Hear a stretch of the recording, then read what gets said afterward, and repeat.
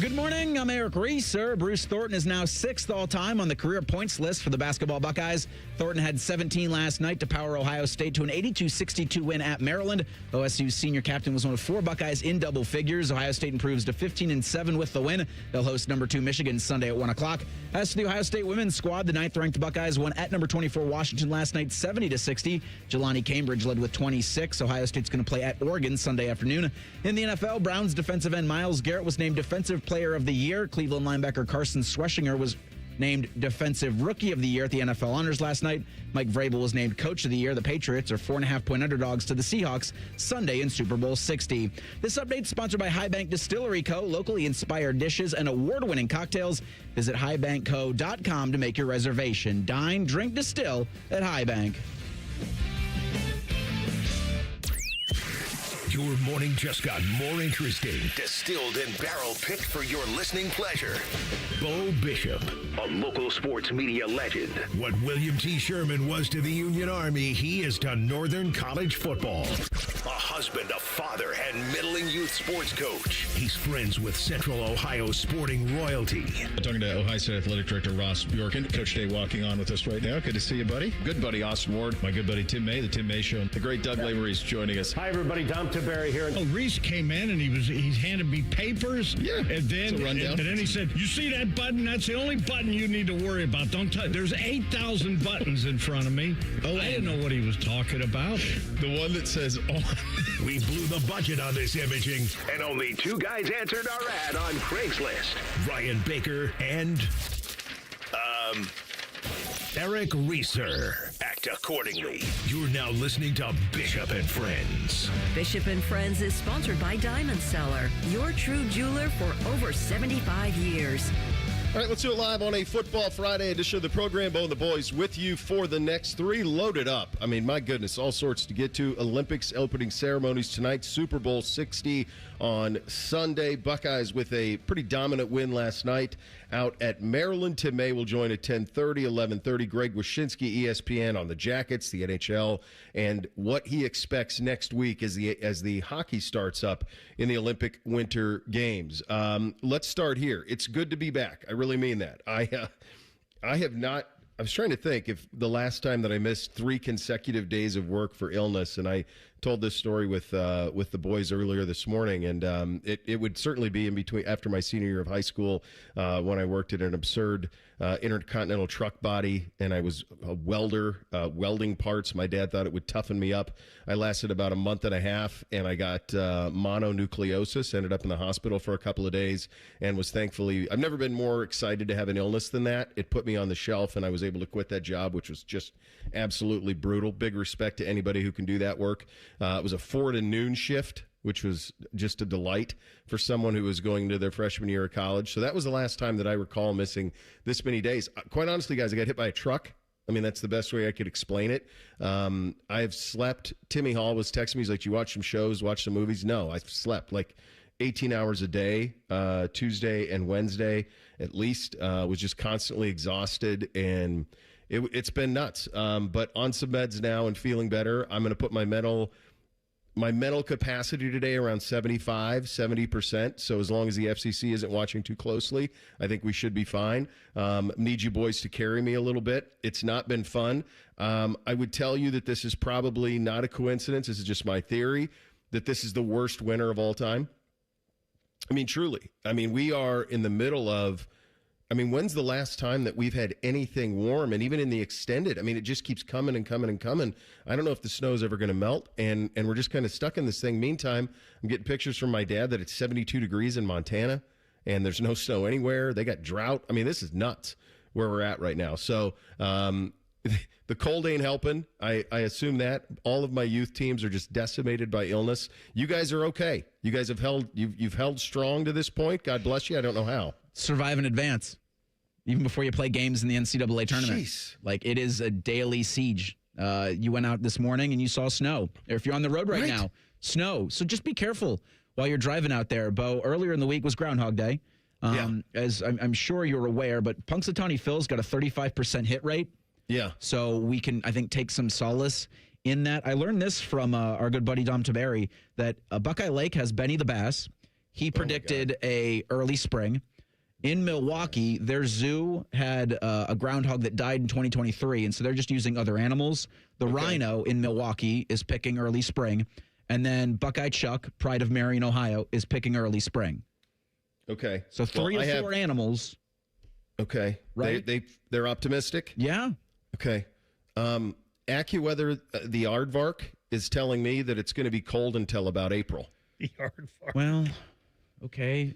Three of five animals. I mean, I was looking get a slight warm up next week. It's 30s. Maybe hit 40. Hit 40 once? We just need all of that snow that hit last week with, what was it, Fern, to melt. How? I don't know. But once that happens, maybe. I'm trying to be optimistic here, damn it.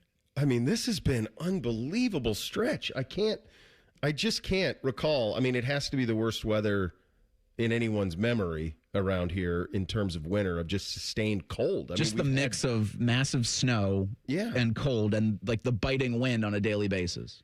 Well, and we did last week, I think the January tied the coldest January on record in Ohio, and it's right up there. So you're correct in that. It has been bitterly cold. I always thought the cold was supposed to kill things off, but I guess not viruses and bacteria. Yeah, are you quarantined properly?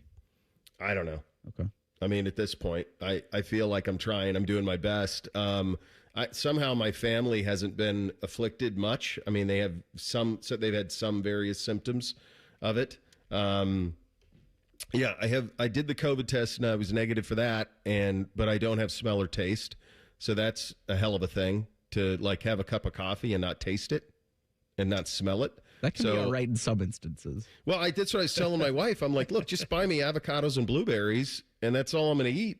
And Uncle Bo's going to be svelte for spring. I'm going to get all slicked up, heading to California next Friday. Like, let's get all slicked up for that and be ready to go. So, yeah, we'll brain's a little foggy, but we'll do the best we can. You guys have had a week. My God, have you had a week news-wise? It's an off season. It's been a lot. Which of the stories, which of the things that transpired in the days that I was off, did you find most interesting? Well, personally, the Cleveland Cavaliers have James Harden on their roster. Now, Can you believe that? I don't know when he's going to play a game for them, but he's a Cavalier. So if you'd have told me that at the beginning of the season, I'd be like, what went wrong? What went horribly wrong? And maybe Darius Garland not being healthy or not being reliable when you need him because of his health issues is the thing that's gone horribly wrong. But I saw yesterday at the Sherwin-Williams building in downtown Cleveland, they were taking down the Core 4 banner, and it's like, wow, the end of an era or maybe the beginning of an error. Well, it's well put. That was Bootsy's first tears and eyes trade. Yeah. Do you remember the first one of those for you? Like, it was his first one? I was out of it, so I saw that it happened, and I was trying to follow the best I could, and I saw him as he was getting ready for school. I think it was maybe Wednesday morning. Maybe the trade happened Tuesday. It was Wednesday morning, and he came down, and his eyes were like welled up, and he had on a Mobley jersey, and I said, it was an older one, and I said, hey, buddy, what's wrong? And he was like, I don't have any Cavs jerseys anymore. And I said, why? He goes, all my Cavs jerseys are Garland. He was my favorite player, Dad. And I went, God, that sucks. And you forget about that. You know, there's still the attachment that kids have to players. Adults have to players. And I loved watching Darius Garland play. And I still think there's a world where him healthy, one of my favorite Cavs runs was when they had him, Markkanen, Mobley, Allen, and they had the bigs and him, and he kind of orchestrated it, and they kind of came out of nowhere.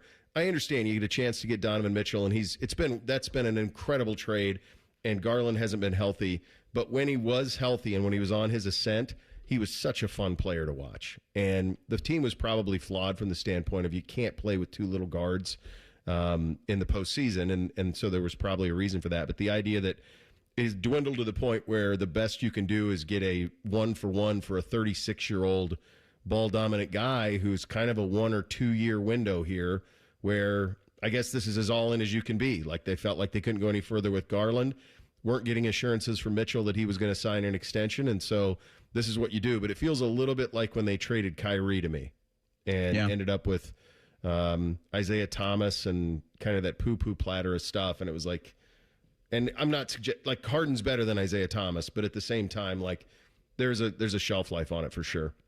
How about you, Bake? There were so many, Bo. There's so many things. Obviously, the Blue Jackets and this run here. And the crazy thing is, Rick Bowness said it the other night, they've gotten 22 out of their last 24 points, and they're still not in a playoff spot. No, it's That's crazy. how crazy the East is. My Reds got a bat as we head to spring training. That was huge. The Montana coach says, hey, I don't enjoy this anymore. Yeah. This isn't fun. Yeah, Bobby Houck just calling it quits. Says, hey, I'm out of here. But I thought the most interesting story to me, we did a story the other day about NBC and how on Sunday night, which is historically the most watched night of television, on television, they have 49 of the next 51 weeks on Sunday nights, they have live sports. And it is probably going to be 51 of 51 because Caitlin Clark, who now works for NBC, plays on both of those days where they don't have games. One is the Sunday of the Major League Baseball All-Star Game. Okay. And the other one, I think, is like a Little League World Series week or something. I don't know. But Caitlin Clark has games on both those Sundays, so it'll probably be 51 of 51 Sundays in a row, live sports for NBC. Meantime, the Washington Post said we don't need a sports department. Wow. The Super Bowl week, too. Yeah. Some of the greatest sports writers and a couple TV personalities of all time.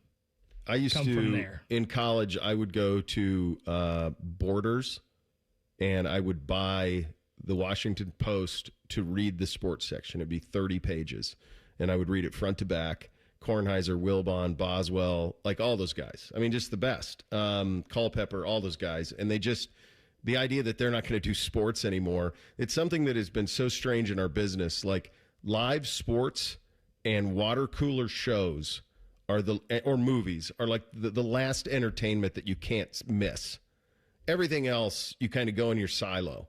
But those things cross over socio-political, any of it. Those things, it doesn't matter. Like if when Game of Thrones hits, it doesn't matter what side of the aisle you're on. When a sports moment happens, it doesn't matter what side of the aisle you're on. You're all on the same thing, and it's something that brings us all together. And the idea that they'd be like, yeah, we don't need that anymore. Just absolutely stupefying. The Blue Jackets, it's just so suck that this break is happening now. And it's just like, I hope you can keep it going and you're optimistic about it, but they've had so much bad puck luck as a franchise that they're just going to have to get through it because you just would want to keep playing. You just want to keep playing. And so that's been fun to watch how they've played. It's lights out stuff and hopefully it continues. But now what, a 3-week break before we see him again? Was it February 26th? Yep, February 26th in Boston. Yeah. Last thing I'll say, I thought Monken crushed his introductory press conference. I watched that in a fog. Was that Tuesday, I think, at noon? I thought he crushed it, and I thought he showed – it made me very happy because I knew him in 2019, and he was the exact same unvarnished, direct self there as he was. And I thought the line he said about Schwartz was interesting, where he just said, look, we didn't chip Jim Schwartz. We chipped Myles Garrett. And I thought that's the type of attitude that I think you need in that. I'd be curious what the resolution is on that, but I thought he had a very good opening press conference in Cleveland, too. Now you got to go win. So very busy sports week, obviously, and a lots to get to today on the program. It is spectacular to be back. We are off and running on a Friday, Bishop and Friends, right here on The Fan. If you consider yourself a Buckeye fan, you've come to the right place. This is your heritage sports talker and home of Ohio State athletics, The Fan, Ohio's sports destination. Your mornings are jam-packed. So if you're going to add anything, make it your favorite bite from Tim Hortons. Buy any size beverage and add a daily baked donut for $1, a tasty bagel for $2, or a freshly cracked hot breakfast sandwich for just $3. It's the best way to add more to your morning. The 1-2-3 menu, only at your neighborhood Tim Hortons.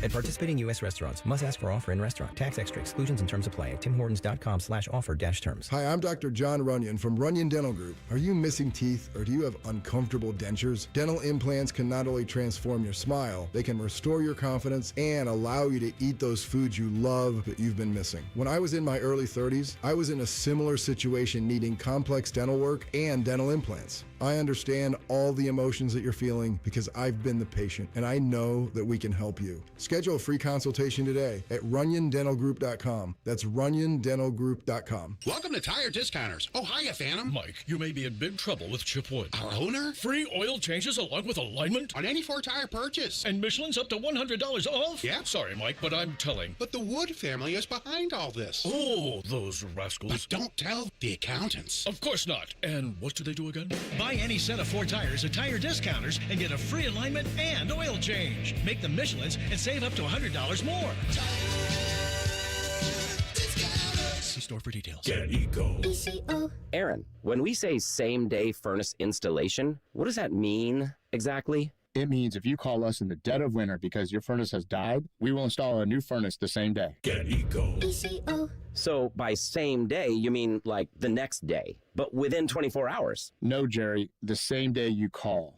How can we do that? Do we really have furnace techs just sitting here waiting for emergency calls? Yes. And we have a whole warehouse full of different furnaces, so we'll have one ready to go no matter what you need? Yes. And we have extra trucks in the fleet, just parked and ready to be loaded at a moment's notice? Yes. How do we do that? Jerry, how could we not do that? If your heat goes out in the middle of winter, that's an emergency. So we'll be there the day you call. Get Eco.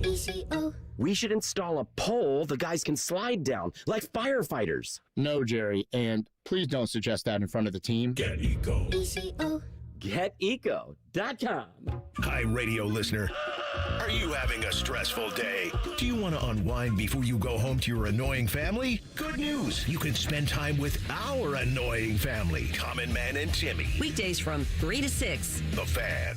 It's a new year. Ready for a fresh start or career reboot? At My Computer Career, prep for a more recession-resistant future in the high-demand fields of IT, cybersecurity, in months, not years, including AI. Whether you're starting out or switching careers, no prior training is needed. Attend school online from home or on campus. Go to mycomputercareer.edu to take the free career evaluation today. mycomputercareer.edu, an elite CompTIA certification partner. Financial aid is available to those who qualify, including VA benefits. Hello, it's John Kozik, founder and president of TurboTrack Realty, and I buy real estate as is fast for cash. Give us a call today for an all-cash offer at 614-470-2000, 614-470-2000. I buy vacant properties, inherited homes, divorce situations, death in the family. I even buy my tenants won't pay me the rent houses. Give us a call today for an all-cash offer at 614-470-2000, 614-470-2000. February is Children's Dental Health Month, so make sure you make an appointment for your child to visit an Ohio Dental Association member dentist. ODA member dentists are located throughout the state and are dedicated to providing the highest quality dental care, are bound by the highest ethical standards, and have access to superior ongoing education and training. On your next visit, ask if your child's dentist is a member of the Ohio Dental Association and American Dental Association, so you know you're being treated by the best. To find an ODA dentist in your area, visit ODA.org. Fan weather. From the Logan AC and Heat Services Weather Center. Snow is likely in the early afternoon, becoming a little bit more scattered throughout the day. Temperatures right around the freezing mark, and breezy winds will be possible. Could see anywhere from 2 to 4 inches as we go into tonight. The gusty winds will bring our feels like down below zero, so it will be a very frigid Saturday. Feels like we'll still be below zero throughout the day with gusty winds. For the Fan, I'm meteorologist Meredith Garfalo with the 10 Weather Impact Forecast. Have you already started your tailgate? Us too. It's Football Friday. Sponsored by Tansky Sawmill Toyota. Your home of the Buckeyes, The Fan. The perfect show for quarter zips and khaki shorts. You're listening to Bishop and Friends. When you start playing the bracketology game for the Ohio State men's basketball team and you start doing the schedule game and say win-loss, where's it going to happen? Last night had to be a win. Just had to be. I mean, Maryland's terrible. They were 1-9 in the Big Ten coming in, and a complete non-factor. I have some thoughts on that just in a second. But so this is one you had to come out, you had to act accordingly, handle your business, get a win, and then have your eyes set on Michigan on Sunday, which is going to be awesome. That's here. It's Sunday at 1, Fan pregame at noon. That's the type of win they need so desperately. You need a resume booster like that. You are a firmly bubble team as it stands right now. Bubble in, bubble out, depends on truly every game. You win one, you bubble in. You lose one, you bubble out. That's kind of where they're at this point. So at 15-7 and 7-5 in the league, they had to get it last night, and they did at Maryland. In the win, Bruce Thornton and Junie Mobley continued their hot stretch of play. They've really done a great job here over the last month or so. Bruce Thornton now 6th all-time in Buckeye scoring, 1913. Does he have a puncher's chance here? So they have 10 games guaranteed left, Bo. Yeah. 9 in the regular season and 1 in the Big Ten tournament. So he would need to average 18.3 a game to get there. He's Best Hop? Yeah, he's, what is this? It's a 1,083 behind Dennis Hobson. Wow. If you needed more incentive to play meaningful games in March? It's 183, excuse me, not 1,000. 183, yeah. 18.3 game over those 10. Well, I mean, he's going to be right there. I mean, if you get tournament games, he's definitely going to get it. How do you feel about that? Can I answer in April? I think that's the biggest thing, right? Like, it's a good response. Yes, he's. I mean, 4 years as a captain, you want the most for him to play in the NCAA tournament, and if he doesn't, you'll be looking back on this as, one of the biggest what ifs and the career that you wish he'd had better in everything. So, Bo, Dennis Hobson is the first Buckeye player that I loved and remember. Sure. Were those times, like his I believe junior and senior year were the first times I really remember Ohio State basketball, and then it transitioned right into Jay Burson and then into the Jimmy Jackson era. Mm-hmm. And it's really weird because some of these guys on this list, Herb Williams, Jerry Lucas, like they're all-timers. And Bruce is going to go down as an all-timer here, but it's an all-timer that may have never played for anything. And it's so weird. It is a weird one. I think he needs the postseason. I think he needs the postseason this year because, so much of it is accumulating. He's been such an incredible Buckeye. Like, I don't want this to come off as a slight because it's not on him. He's certainly done everything that you'd ever expect of him and all of it, and is going to be historically remembered forever. But like, the guys on this list are guys whose numbers are in the rafters for the most part. I mean, Hops should be. And it's one of those things where it's an odd one. And like, William Buford was an accumulator, but he was also on some of the best teams in the country at that time. I mean, he was on Final Four teams. He was on, those type of teams, number 1 overall seed teams. So there was that part of it with him. He's sitting there third, tied with Lucas, which is crazy that he ended up exactly the same number as Lucas on this list. And I think it's weird because of all of these guys, they're all guys that played 4 years. Mm-hmm. And back when Dennis Hobson and Jerry Lucas and Herb Williams and those guys played, you did play 4 years. It was just the norm. Now you don't. If you're a really good player, you're not staying and playing 4 years. Now, maybe that's going to change. Yeah. Because they're making so much money in college now. Maybe that'll change, and maybe staying 4 years will be the norm. But I don't think the Evan Turners of the world, the D'Angelo Russells of the world, the Mike Conleys and Greg Odens of the world, I don't think they're ever going to stay 4 years. So it's so hard to judge this all-time scoring list now because Bruce has been a great player for Ohio State, a really good player, but I don't think anybody's ever going to confuse him with Jimmy Jackson or Evan Turner or some of those guys we just named. Yeah. Yeah, I mean, now the one thing that's interesting, Jerry Lucas maybe only got 3. That might have been the era where you didn't get your freshman year. That could be. I wouldn't be surprised if Jerry only played 3 because that's the 60s. You weren't eligible. Remember that you weren't eligible as freshmen, I don't think, in that time. Usually it was a 3-year deal there. So, but either way, it's been spectacular, and he needs that. He needs that cherry on top to get into the NCAA tournament. And I do think if this team gets in, because of the 2 guards, I think that they can be a very difficult matchup. I don't think that there's no delusions of grandeur here. I don't think this is a team that can make a run to the Sweet 16 or something like that. Anything can happen in hoops, but there are some finite things that they struggle with that will make it difficult. On the other side of it, did you guys see, and if you watched the game, I know that you did you see the stands at Maryland last night? Oh, you saw all of the stands. Like, you saw so many seats. Yes, you did. A lot. Well played, yeah. I mean, this was a basketball haven, Maryland. Haven. And now they're 8-14. They're 1-10 in the league. And they're playing Ohio State on a Thursday night at 8:30. And I know the weather's bad everywhere, but it looked like there were about 4,000 people in that arena. That's a big venue. It's a big, big venue. And it looked like there were about, certainly less than 10. 4 might be a little too low, but certainly less than 10,000 people there and just walls of empty seats. There's just not a single example that anybody can give me that outside of the financial impact of the Big Ten paying those institutions, and certainly Rutgers didn't even take advantage of that as they're hundreds of millions of dollars in the red still. Rutgers and Maryland to the Big Ten is one of the most cataclysmic decisions that a league's ever made. I mean, truly. It's the worst expansion decisions ever for a million different reasons. But primarily, look at what it's done to themselves. I mean, this isn't a fit for Maryland. They don't want to be playing Ohio State. They want to be playing Duke and Carolina and NC State and all of those. And greed got in the way and cable buy and all this nonsense. And they've just completely neutered the passion of a fan base. Neutered it. And I'm sure the losing contributes. I'm sure that's part of it. Yeah, they're not a good team this year. No, they're not. They're not. But that is, I mean, Maryland basketball, trying to think of the football equivalent in the Big Ten. Is it Michigan State? Like Michigan State football?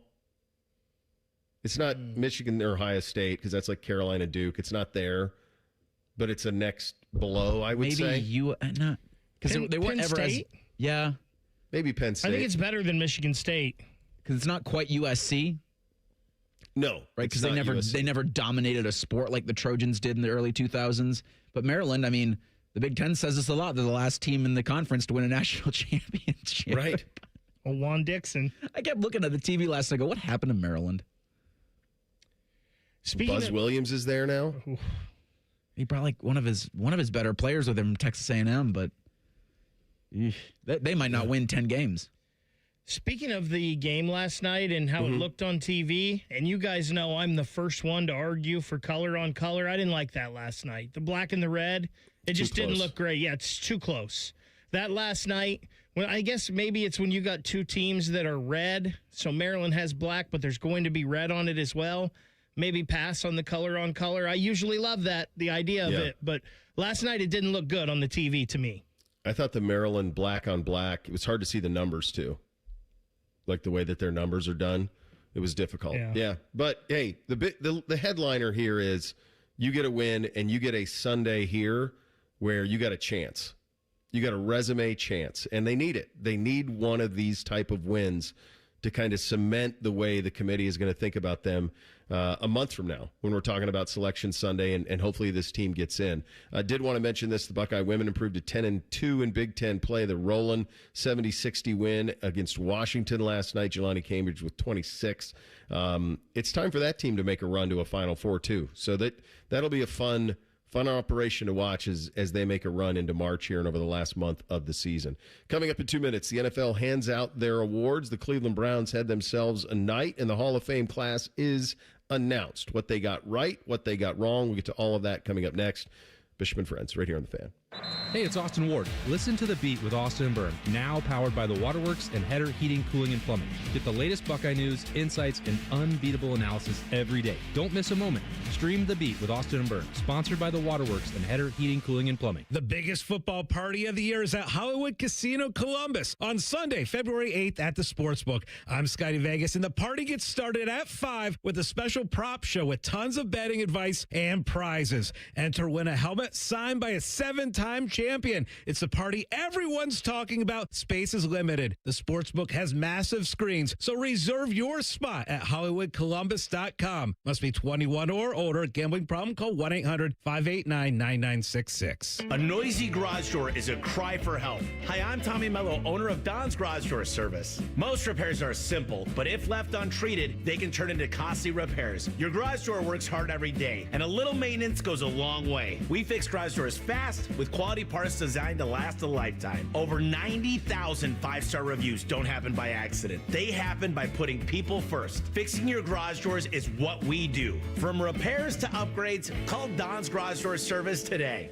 I'm Dan Morgan of Morgan & Morgan. Last year, millions of people called us for representation. Why? Because trust grows when you win, and we've won a lot. Over $30 billion and counting. When you call America's largest injury law firm, you're calling a family. You're calling an army, our army. You're calling somebody who will fight for you. Injured? Let our family fight for your family. Morgan & Morgan, forthepeople.com. Morgan & Morgan, Ohio office located at 600 Vine Street, Cincinnati. Prior results do not guarantee a similar outcome. For the past 100 years, Shriners Children's has become family to over 1.5 million kids. In tough times and good times, they're there when we need them most.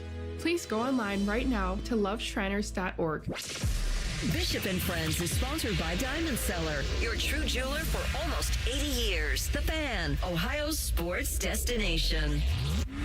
What's up? What's up, man? What's up with you? All right, here's what's up on a Football Friday. NFL honors last night. I'll be candid with you. I didn't watch a second of it. I just didn't. Did you guys watch any of this? Nope. I get it on Twitter.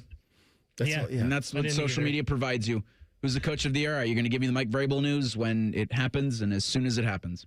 Yeah, I'm the same. I wasn't interested in the pomp and circumstance of it. I think there's several things that were noteworthy, and obviously here locally there's a lot of interest in this. Jackson Smith and Jigba winning Offensive Player of the Year. Pretty sizable award to track in there. I do like how that award is kind of morphed into Best Offensive Player who isn't a quarterback. I think that's really cool that they found a way to honor guys, because the MVP is always going to go to quarterback. It's so rare that it doesn't. So I thought it was very cool that that award has morphed into that. Has a Buckeye ever won that? I do not believe so, because I believe when he was up for the award, they said that would have been the first Buckeye to do so. Okay. Yeah, certainly deserving. You could make an argument that I know he wasn't a finalist for the MVP, but you could have made an argument that perhaps he should have been, as the only downfield threat for the best team in football. So I thought that was very cool. The Browns cleaned up. Myles Garrett joining a very, very short list of all-time greats who've won Defensive Player of the Year twice, cementing, obviously, what is already a gold jacket career for him. He did it unanimously, so a unanimous Defensive Player of the Year award for Myles. Defensive Rookie of the Year, this one really pleased me. Carson Schlesinger winning this award. He was sensational all year for the Cleveland Browns, and I was fearful that perhaps he wouldn't get, for some reason, just because sometimes it feels like the Browns can't have nice things. I was hopeful that he would get the recognition that he deserved, and he did. Other winners, Panthers wide receiver Tataroa McMillan winning Offensive Rookie of the Year, well-deserved there. Former Buckeye Mike Vrabel winning Coach of the Year. Is he the first former Buckeye to win NFL Coach of the Year? I will look that up here in a second, because we were wrong on Offensive Player of the Year. Michael Thomas won it in 2019. So we did miss that one. So I'll look up the Vrabes one now. That's crazy with Mike, huh? Like the start to that career, and then just injuries, and it just never, because he was on an all-time tear. Does Paul Brown count? Sure he does. 1970. Let's go. Of course he does. Yeah, we'll take it. Absolutely. The Michael Thomas one is so crazy, because I don't know if anybody would have seen that coming out of college. Because his stats in college really weren't that great or crazy. No, but it's one of those examples of the right player at the right place at the right time. Saints with Breeze. Breeze was still at the peak of his powers. Mike was an incredibly precise route runner. He was exactly where he was supposed to be, when he was supposed to be there, and Breeze loved him. And that's how that happened. The headliner was your MVP. Matthew Stafford does that while accepting that award, which really cements him as a gold jacket now. There was some discussion if he was really deserving of that or not, or if he was kind of on the cusp. No longer. You win an MVP and a Super Bowl champion, and obviously that's going to be it. He also had a little bit of an announcement. Let's hear that. I am so happy to have you at the games on the sideline with me, and I can't wait for you to cheer me on next year when we're out there kicking ass. And so I'll see you guys next year. Hopefully I'm not at this event, and we're getting ready for another game in SoFi. So I appreciate you guys. Thank you very much. So the Super Bowl's at SoFi next year. How about that? Yep.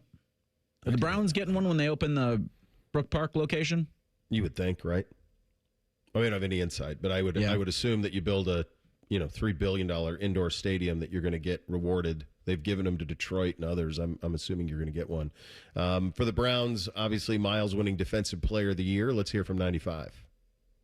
No, this doesn't just start with me. It starts with great teammates, great organization, great coaches, being able to put us in position. And I'm thankful for every single one of my teammates that help get me up here. It's not possible without them.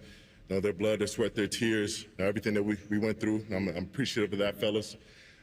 Will, Micah, we went through during the offseason. I'm so grateful for y'all. Y'all have been on my heels for the last I don't know how many years. So I'm grateful for every second we spent together. And finally, the greatest team I could ask for: Buck, John, Jay, Nicole, Shay. Y'all have really taken care of me. Y'all supported me. Y'all have kept me up when I've been down. Y'all really been timeless. With all the effort y'all put in, and just like a great watch, a great team is timeless. So I'm very appreciative of y'all. And finally, my parents, AG, LG. I couldn't do it without y'all. Y'all the very best in the world. God have the glory. He's willed it, and at the end of the day, it was written. You know what's cool about I've been around him a lot, obviously, since 2019, and very goal-oriented guy. And he put Defensive Player of the Year that was something he chased relentlessly. And I think to do it and have the year that he did, despite the struggles of the team, and to just continue to lift yourself is a remarkable thing. And obviously, the new contract last year, the offseason, all of it. But really cool to see somebody reach their full potential as a football player. And just think if he weren't great, because people don't talk about who could have been picked in that draft only because of how great he is. And he was great almost immediately. Mm-hmm. I mean, dude was an action figure coming out of Texas A&M, and he's only delivered every single season that he's been fully healthy. It's insane to think, he's Defensive Player of the Year. Schwessinger is Defensive Rookie of the Year, and also probably on a short list for Defensive Player of the Year, just the way he was able to play, the way that defense played. You had a Pro Bowl quarterback in Shedeur Sanders. Yeah.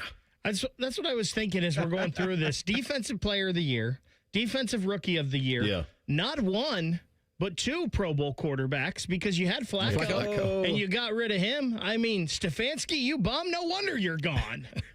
Did you see the still shot of Burrow? They were introducing the quarterbacks, and it went Burrow, Flacco, Shedeur, and I would put Burrow's disinterest at about 160 million. Disinterest in being there. How about that? The Bengals and the Browns, both two Pro Bowl quarterbacks. Good Lord. I would have thought Burrow would be the guy that would not appear at these sorts of things. I couldn't believe he showed up, Reese. Yeah. They can't keep doing that, can they? I mean, what is the point of that thing? Bo, I don't believe you were here after that happened, but could you imagine? Jamar Chase makes that interception and returns it, and then does the flip into the end zone. Could you imagine if he blows out his knee on that? No. And the craziness that we would be talking about afterwards? No. And what are we doing? If you don't want to play the game anymore, then it's okay to just punt on it. I know the NFL, where did it air? Was it on NBC? It was on ESPN. Or ESPN aired it? Yeah. Yeah, it was. I had no interest in it. I have no idea what the ratings did on it. I'm sure some people watched just because it's football and people will watch. Is that one of those things, where if the players were truly disinterested, they'd have to collectively bargain something like that away? And right now they're staring at the face of an 18-game regular season. Yeah, it's a great point. And I saw the pushback, there's no interest in an 18-game season for them. Well, no kidding, there's no pushback in it. Or that there is pushback in it. I think it'll be fascinating to see how it goes. I think the one thing that's kind of shameful with it is I love Joe Flacco. I really like Shedeur Sanders. Obviously, those aren't Pro Bowl players. And so, but because of the way that it works, they're going to have that forever on their resume. And it's there's something wrong there. Because when you historically go look at Pro Football Reference and you have these are the Pro Bowlers, that you should be able to look back historically and go, these are the best three quarterbacks in the AFC in 2026 or 2025, I guess. If you go back from 2005, the AFC Pro Bowl starters, or the AFC Pro Bowlers, were Manning, Brady, and was it Rivers or Roethlisberger? Somebody like that? Probably both, or either or. Yeah. Pick of the year. And it's like, okay, well, this is we're doing something else here now, right? Because nobody wants to participate in this thing anymore. So, and I'm glad that they went. Like, I'm glad Shedeur had such a good attitude about it. He had the time of his life. It's cool that Joe's there. But, like, this is not what I think it was probably intended to be in any way, shape, or form. So, yeah, that left a lot to be desired. The Pro Football Hall of Fame class of 2026 was awarded. It's a legendary class. Breeze and Larry go in on the first ballot of eligibility. Adam Vinatieri gets in. It's good to see the special teams mentioned again. I have no idea why Luke Kuechly was not a first ballot, and I hate that the Hoff has this situation where you can only allow so many, because Kuechly should have been. He should have been in first time through, probably Vinatieri as well. And so then they have the stigma of you weren't a first ballot, which I think sucks for them. Roger Craig gets in as a senior finalist. Roger Craig is probably one of the most underappreciated. He was really ahead of his time. He was 1,000 in the 80s. 1,000 rushing, 1,000 receiving in the 80s. And no one was doing that at that time. He was the ultimate weapon. He was ahead of his time for sure. And so I'm very pleased that he got in. Eli Manning did not make the Hall of Fame. And, of course, no Belichick, no Kraft. We knew that, though. Roger Craig, I think, don't you think he gets overshadowed because of Montana Rice and Taylor and Clark and all those guys? Yeah, I think it's one of those things where, yeah, I think you nailed it. Yeah, I do. And I think his grade was pretty elite. And I do think he's a gold jacket. And I think that's what happens, though. I saw this, Chris Russo had this great rant about it with Kevin Clark of ESPN, where he read something from Peter King, and they were talking about former Bengals quarterback, why am I blanking? Who was Kenny Anderson. Kenny Anderson. And he said Kenny Anderson was a Pro Football Hall of Fame finalist for he was on the Pro Football Hall of Fame ballot for 15 years, from 1992 to 2006. 15 years he was available to get into the Hall of Fame. In the 15 years that he was eligible for the Hall of Fame, only twice did he make it into the 15 finalists. So what makes you think that now he's a Hall of Famer after 15 years he wasn't? And I thought that was such a great point. And that's my issue with the senior thing is, like, either you are or you're not. Bake, I think you said this a couple of weeks ago. There's nothing that should change in time that makes us look back more fondly on it. Like, you had a window, you had a long window to get in. The people who watched you, who covered you, who played with you, who coached you, they didn't believe you were then. Why are you now? What changed? Other than our, nostalgia is a warming thing, and we look back on it fondly. But that shouldn't change the way that you're viewed. I agree with you on that, like I said, and I know it's probably not this simple, but if I just think, boom, Hall of Fame or not, and it should be that easy, because it's not. I think it should be hard to get in the Hall of Fame, and it should be the best of the best. You say that, though, but Ken Anderson has some of the strongest supporters out there. I was actually just reading something from Mike Petragula that he posted this morning about Ken Anderson and how Bill Walsh picked Ken Anderson as his quarterback before he even knew who Joe Montana was. And it's very interesting because Ken Anderson has some of the strongest and loudest supporters out there. Yeah, but everybody does. I'm sure L.C. Greenwood does, and I'm sure Roger Craig does, but not everybody can get in. It's the Hall of Fame, not the Hall of Very Good, and that's, unfortunately, some people are going to get left out of that. We're going to have some fun on the Super Bowl props. We'll do that coming up next. Bishop and Friends right here on The Fan. The only workplace in America to participate in the Doorknob Fart Game. And we also play office basketball and sometimes do radio. The Fan, Ohio sports destination. Hey, what's up? It's T-Bone. Let me ask you a question. Has the insulation in your windows failed? How would you know? Well, one way to tell is if you're running the heat this winter way more often than you normally do. That could be a sign that insulation has failed and you need new windows. Talk to the pros at Window Nation to find out what they can do to help. In fact, they've got a great deal going now. You can get new windows with big savings during Window Nation's Buy 4 Windows, Get 4 free sale. Plus, you could get them with 0 down, 0 monthly payments, and 0 interest for 2 years. And as an added benefit, you get an extra 10% off for Valentine's Day. Window Nation's windows use top quality materials and seals along with insulated frames. They're so incredibly energy efficient, you actually save money on your utility bills. And they're backed with a lifetime warranty, so you won't have to live with broken windows again. Take advantage of Window Nation's Buy 4 Windows, Get 4 free sale and get an extra 10% off for Valentine's Day. You already know. Go to windownation.com now for a free consultation. That's windownation.com. The big game calls for a big, tasty bowl. Treat your crew to Hothead Burritos Catering. You'll get 10% off any build-your-own bowl or burrito Sunday catering package for 10 or more. Make the right call. Order now. HotheadBurritos.com. Cash, moolah, greenbacks dough, Skrilla chips, bread and mo. 2, 5, 10, and 20. 30 big ones. Games aplenty. Cheddar, butter, lewd and scratch. Find the letters. Make the match, cause there's many words for cash, no doubt, and many ways to play cash word. Check them out. Cash word from Ohio Lottery. It's game time, yo.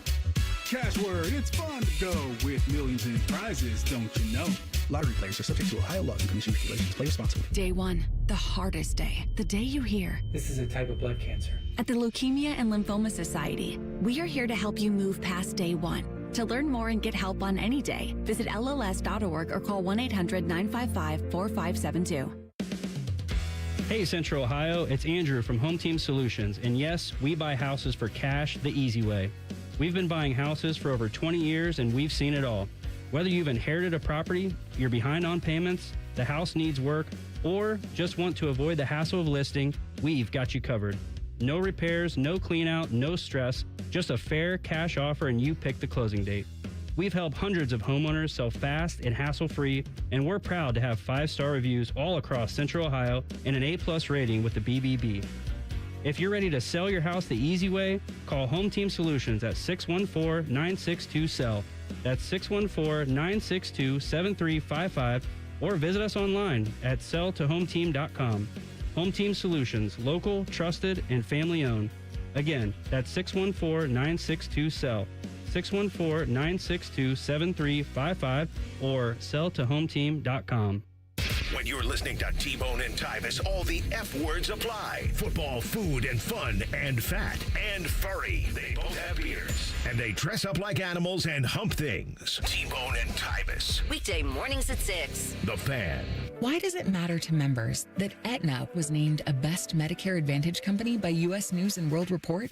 Because they chose a plan that gives them real support, real people, and real care. We show up with care management that ensures doctors work together on complicated conditions. We show up with the latest in online tools to make healthcare easier to use anytime. We don't show up for awards. We show up for you. And showing up for you is how healthier happens together. Common Man here for Worthington Jewelers. I'm with the boss, Bob Capace, and his boss, Teresa Capace. Bob, Valentine's Day's around the corner. Did you get something for the lovely Mrs. Capace? We're not doing presents for each other this year. Since when? Uh-oh, Bobby. Sounds like you're in the doghouse. Don't make the same mistake I made. Let Worthington Jewelers get your special someone the best Valentine's surprise. Worthington Jewelers, located on High Street in Worthington. WorthingtonJewelers.com. Where Columbus gets engaged. The Fan Guest Hotline is sponsored by Ohio Heating and Bryant. Doing whatever it takes to keep you and your home comfortable. The Fan. When General Sherman marched through Georgia, he was listening to this show. Use your skills for good, young warrior. This is Bishop and Friends. I don't know if it feels like it or not, but it is true. The Super Bowl is Sunday. I mean, you guys have been in it all week, but there's been a lot of news this week. Does it feel like Super Bowl Sunday is 2 days away? It does not. Yeah, I don't know. No, I said this earlier in the week, and I don't know why, because there's a lot of Buckeye involvement in this Super Bowl, but it just, I feel like we haven't heard much about it. And maybe I'm just not searching it out, but I think that, we're not chasing any greatness here, maybe. It just feels like a little bit anonymous. It feels like the Patriots are here a year or two early, and I just think the Darnold thing is out there too a little bit, and it's like there's a little bit of doubt that maybe they're as good as they seem to be. So there's part of it. We can still have some fun with some props. Reese, you want to administer? I sure can. Do we want to start with a little fun? What's going to start the NFL Super Bowl festivities? And that's Green Day. Oh, baby. For whatever it's worth. The band famous for Dookie will be performing the pre-show, which I don't know. Is that going to be on? I mean, the thing's on NBC. It'll be, I'm sure, yeah. The game's supposed to start at 6:30. We'll have it on the Fan after Ohio State men's basketball, but I don't know where you're going to be able to find Green Day. Yeah, that's probably an hour to kick, I would think, right? Yeah, but is it on the field? Is it in a stadium stage set up outside the stadium? Probably. Like a fan fest?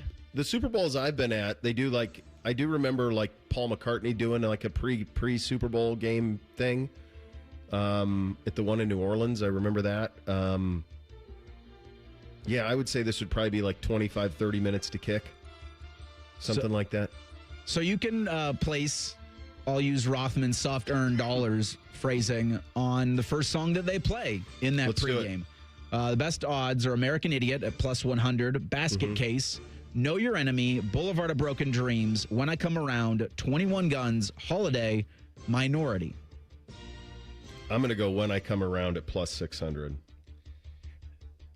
Bo, I can tell that you and I are the same age just by your answer there, because I was thinking the same thing. Like, I don't think you could go wrong coming out with American Idiot, because just boom, you're right into it. Yeah. I mean, just banger right away. Yeah. But I feel like When I Come Around is the song that put Green Day on the map. I would agree. Like, that was the one that made them famous. So I was thinking, why not kick it off with that? Yeah, I like that at plus 600. Am I looking correctly? Like 3-4 of these songs are from the album American Idiot. 21 Guns, Boulevard of Broken Dreams, Know Your Enemy might have been on a different album.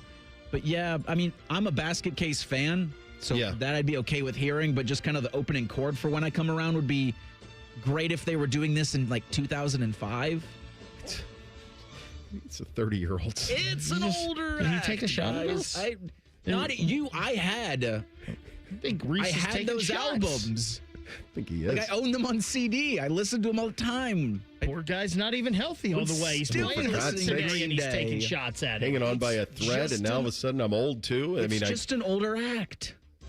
Yes, Reese, I did get it in one of those Columbia Records CD things. Oh my gosh, BMG? Yeah, I did do it. I did. Reese is like, huh? What's 10 that? CDs for 99 cents, and then every CD after that $67.50. Got you on the hook for years. I think I got Nimrod at CD buybacks over on Bethel Road. No, Sawmill Road was where I picked up Nimrod. Gosh, if you'd have said Coconuts Music, I'd have been, let's go. All right, friend of the program, Chris, says that Google is telling him 6 o'clock on NBC for Green Day. So I had it. There you go. All right. Next up, will Terry McAuley disagree with a call on review? No. This is the easiest bet. This is the easiest ever, right? No. They always disagree and they're always wrong. Yeah. No, these guys have become useless. This is tinfoil hat thinking, but are they just disagreeing because it creates content in the moment? Oh, I don't think they ever disagree. I think they always agree that the referees on the field get it right. I guess I mean, like, they're going with they disagree with the officials, review. yeah. Yeah, they always agree that the referees got it right. I guess also to not go against their probably friends. They're actually all friends with each other. The semantics on this is tough because they always agree with the resolution of the call, whether it's on the field or by review. So I guess the semantics on this is tough. They don't ever disagree with the review answer. Charlie Puth's doing the Star Spangled Banner. Who is he? Musician. Thanks. Rock? Country? No, I think throw me a bone. I think he's like a contemporary top hits type guy. Top 40? Right. Yeah. Over under on a minute and 20 seconds before in my life. Or 120 seconds for the over I don't know. under. I've never heard of him. I'm going to go under. Yeah, I think under's the safe one. 2 minutes is tough. You got to really stretch it out to get over 2 minutes. Chris Stapleton and was unbelievable, and Lady Gaga was unbelievable. Whitney Houston for the old heads. FanDuel's got one that asks, who will the MVP thank in his first speech? The Lord or a religious figure is your best bet. Teammates, then family, fans, team organization, and then the coach, plus 2,500. you'd be silly to bet anything other than God. First the Lord. Always. Especially since one of those former Buckeyes, JSN or Travion's going to be the MVP. So they're going God. Yep. We've also got a bet whether Cardi B and Stephon Diggs will, or I guess the bet is, will Stephon Diggs propose to Cardi B after the game? Jeez. And really what it hedges on is if the Patriots win, does that happen? Your odds are better no. Yeah. No. Zero chance. Zero chance. Will a player or a coach cry during the national anthem? Yes. And those are your best odds? Yeah. Yes. Yeah. You'll get somebody with tears. And then the halftime show special guest. So Bad Bunny's going to be doing the program, but Cardi B's the favorite. Mm-hmm. She'll obviously be there watching her man play. Jay Balvin and Jennifer Lopez also have decent odds to be part of that. Man, I don't know who the hell a Jay Balvin is. I mean, Never heard of him. I'll roll with J-Lo. Especially if she brings Shakira with her. Oh, boy. Oh, come on. Oh, baby. That was a lot to take in. My leg shaking. It's a lot of Latin flavor, but I'd be okay with it. You got one with Portnoy being removed. Did you guys see him run? That's I saw not him real. try to run. That's not real. It can't be. Joshua Perry had some thoughts about it during a break, and I'll let him share those when he's back on Common Man and Timmy tomorrow. I think so too, Bake. You think it was fake? I think he just was joking. I think he was goofing around. Common Man and Timmy later today. Oh, is that today? Oh, today is Friday. Yeah, today is Friday. What are days? Right. Speaking of the Super Bowl, Mike Vrabel trying to track down a Super Bowl win as a head coach to match his Super Bowl wins as a player. We get to that coming up next. Bishop and Friends right here on The Fan.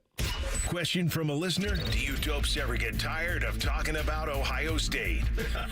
No. The Buckeye Show. Weeknights at 6. The Fan. I wish I'd gotten treated for my erectile dysfunction sooner. Men, I hear this all the time from our patients. This is Jeff for Tri-State Men's Health, and if ED is a problem in your life, resolve to get it treated today and stop having it affect you and the one you love. ED is simply a medical condition, and it's fully treatable. And at Tri-State Men's Health, we have treatments that are effective in well over 90% of cases, which means if you're like most guys, your ED will be a thing of the past. In fact, you could be having great sex within a day or two of your first appointment, and you'll likely find you're performing like you haven't in a long time. It's the new year. Resolve to get your ED treated and change your life. Call us at Tri-State Men's Health. Your initial visit is only $99 and includes blood work, a medical consult, and if medically advised, a test dose. And if that test dose doesn't work in the office, your visit is free. Call 800-900-9654 or go to tristatemenshealth.com. That's tristatemenshealth.com. We have 2 convenient locations in the area to serve you in Hilliard and Westerville. Hey, it's Bo Bishop here. Valentine's Day is about getting it right. When it comes to jewelry, you don't guess, you go to Diamond Seller. Nearly 80 years of trusted experts, luxury collections, and no pressure. Guy to guy, they make it easy. This Valentine's Day, shop Diamond Seller, Sawmill Road, Easton, or diamondseller.com. Get in the zone, AutoZone. Charlie's battery is struggling to start. Not ideal before the tailgate, so he goes to AutoZone. Welcome to AutoZone, where a friendly AutoZoner tests his battery for free. Looks like he needs a new one, so he gets the Duralast battery. have fun and stay warm. And he makes it to the tailgate early enough to get his favorite spot. Free battery testing and charging. No hassles, just help. Get in the zone, AutoZone. Restrictions apply. Hi, I'm Chef Franklin Becker. You know the jingle. Now discover the facts about Ozempic, a GLP-1. There's only one FDA-approved Ozempic made by Novo Nordisk. Learn about the real thing. Talk to your healthcare professional today. Call 1-833-OZEMPIC or visit Ozempic.com to view the medication guide and to learn more about Ozempic. Semaglutide injection 0.5, 1, and 2 milligrams.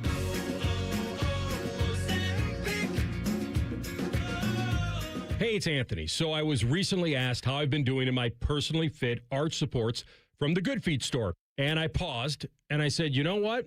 Pretty darn good. Because it reminded me what I was dealing with a couple years ago. My personal journey. I had plantar fasciitis, that horrible heel pain. If I was on my feet for a while, my lower back would be on fire. And now, honestly, none of that. Zero issues with my feet since I started wearing them. I have my Good Feet arch supports in every day. I feel supported. I feel aligned. And now that I feel better, it's made all the difference. I want to work out more. I want to go out more, just be more active. I'm telling you, over the last couple of years, my health, my energy, my quality of life has all been affected in a really positive way. They've really helped me keep the pain away. The guys ask me all the time, do I really have them in today? Yes, I do, and I'll take my shoes off upon request to show you. Go take the free test walk. The Good Feet store on Polaris Parkway and Stringtown Road in Grove City. Get started at goodfeet.com. Your mornings are jam-packed.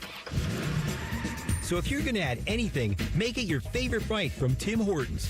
Buy any size beverage and add a daily baked donut for $1, a tasty bagel for $2, or a freshly cracked hot breakfast sandwich for just $3. It's the best way to add more to your morning. The 1-2-3 menu, only at your neighborhood Tim Hortons.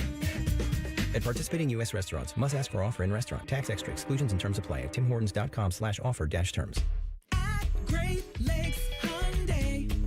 The savings are so good. The savings are so good at Great Lakes. But have you seen our inventory? With over 1,000 new Hyundais to choose from, there's no need to settle at glakeshyundai.com. Find a new Palisade with the exact options you need, or a new Tucson in that color you have been seeing around town. Plus, every new Hyundai comes with Hyundai Assurance and America's best warranty. A 10-year, 100,000-mile coverage. At Great Lakes Hyundai, the savings and selection are so good. You still thinking job change in the new year? Yeah, I need something that's in high demand and more stable in this economy. IT? Yeah, cybersecurity, maybe even AI. That's what I did. Really? How? Went to My Computer Career. You don't need any prior experience, and you could start your new career in a matter of months. A lot of IT pros go to school there, too, to level up. Sweet. Are classes online or on campus? Both. Well, I'll check it out. Thanks. Make this your year. Take the free career evaluation now at mycomputercareer.edu, an elite CompTIA certification partner. Financial aid is available to those who qualify, including VA benefits. Hi, I'm Connie Britton. I support Feeding America because they help provide over 6 billion meals to people in need each year. Learn more at feedingamerica.org. Feeding America, 200 food banks strong. Broadcasting live from the McDaniel GM Superstore Studios. Driving excellence since 1916. Chevrolet. Together, let's drive. WBNS HD1 Columbus. Good morning. I'm Eric Reeser. Super Bowl 60 is Sunday at 6:30. The Seahawks are 4.5-point favorites over the Patriots. New England's Mike Vrabel was named NFL Coach of the Year after only one season there. Drake May lost out on the MVP to Matt Stafford by one first-place vote. The 37-year-old Stafford will turn 38 this weekend and says he'll return to the next season for the Rams. We'll have Super Bowl on the Fan Sunday with coverage following Ohio State men's basketball. The Buckeyes host number 2 Michigan Sunday at 1. Ohio State won at Maryland last night 82-62. 4 Buckeyes scored in double figures, including Bruce Thornton, who climbed to 6th on OSU's all-time scoring list. A similar successful night on the road for the 9th-ranked Ohio State women's squad. Buckeyes won at Washington 70-60. Ohio State will play at Oregon Sunday at 3 o'clock. This update is sponsored by Uber Eats. Uber Eats has a great deal waiting for you at El Vaquero from now until March 31st. Buy one quesadilla deal, get one free on the app. Terms apply. With friends like these, who needs former college football players? This is Bishop and Friends. All right, second hour here on a Friday edition of the program. Bo and the boys with you. Tim May coming up in 27 minutes from now. The Super Bowl is Sunday. As we were lamenting in the previous segment, it doesn't necessarily feel like it. What is your favorite Super Bowl memory? I mean, honestly, the last time these two teams played and Malcolm Butler picked off Russell Wilson in the end zone, like, that's a pretty great moment in sport. It is, yeah. Patriots have been in a lot of them that had those moments. I mean, just in your lifetime, Reese, I mean, they've littered it. The David Tyree catch, both sides, Philly down 28-3. The Vinatieri kick in the January of 2002. They've had a lot of them. They must be stopped. Someone must stop them. I think my favorite Super Bowl memory happened when I was really young, and the Giants just wore out Elway and the Broncos after what happened in the AFC Championship game with Cleveland. I never wanted a team to get destroyed more than Elway and the Broncos. Is that Otis Anderson? Yeah, I believe it was. With the oversized thigh pads, remember those? Yeah. And they just couldn't tackle him. Who was the other Anderson that they had as a running back? Didn't they have two? They had Anderson, and then they were like back-to-back. I can't recall. Did Gary play for them? Maybe. At some point? Might have been him. I remember Otis Anderson. I want to say he won. Phil Simms was the quarterback of that one, and then they won the other one with Hostetler, right? Yeah. against the Bills was Hostetler. 85 Bears for me. That was my first Super Bowl memory was as a very little kid was the Marcus Allen run against the Redskins.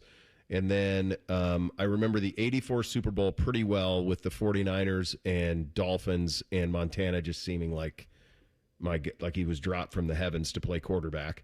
I don't know why I didn't like the 49ers. But I guess it was the Super Bowl Shuffle. The Super Bowl Shuffle hooked me on the Bears. And so that's what got it in. And I remember that was the first Super Bowl party. We didn't go to a lot of those as a kid, but we went to a Super Bowl party, and the entire house was rooting for the Patriots, except for me and my mom. And I had one uncle who sat in a different room. So the whole party was in one room, and I was in an upstairs with my mom and my uncle watching the Bears beat the Patriots in the Super Bowl and having to listen to that. That one was pretty sweet. I've been to 4 of them, covered 4 of them, and maybe 5. It's a fog. It's hard to remember. But certainly the one that I have the most personal affection for was my first, which was the Patriots against the Rams, and the Rams were massive favorites in that game. Patriots had this quarterback named Tom Brady that nobody thought they were 14-point dogs in the game, and they just kept going. And it was in the Superdome, first Super Bowl after 9/11. Tomahawk helicopters circling the place. There was so much fear that there would be terrorism. The security was like 2 blocks. It was underground, and you just kept going through one thing after another. They built like a whole thing underground where you just go through these various security loops to get there. And then the press box was just in the stands in the Superdome, and I was, 23 or whatever I was at the time. And I remember all of us were together. So I was in the stands with the media, and Mike Wilbon was in the same stands, and Tony Kornheiser was there, and Bob Ryan, and all of these legendary media types. And they would give you, when you go to a Super Bowl to cover it, they give you the radio so you can hear the television call of the game as you're watching it. So I'm pretty sure it was, in memory serves, it was Madden and Summerall on the call of that Super Bowl. And I remember listening to that in my ear as the Rams had tied the game. And I'm pretty sure it was John Madden, who's the best of all time, was saying, you got to play for overtime here. And then the Patriots didn't play for overtime. And Brady went, and all of a sudden Vinatieri kicked it. And I've told the story before, but it's one of the funniest things. I'll never forget it. If you've ever been to the Superdome, and if you're way up top in the Superdome, it is basically like just a circular ramp to get down to the bottom of it. There's no elevators at that time. And so you just had to walk. And so you're just walking down the spiraling ramp all the way to the bottom. And the guy that I was walking with trying to get to the field to do interviews, the guy who was right next to me was Bob Ryan. And Bob Ryan, legendary columnist for the Boston Globe, and he just kept saying the same thing over and over again.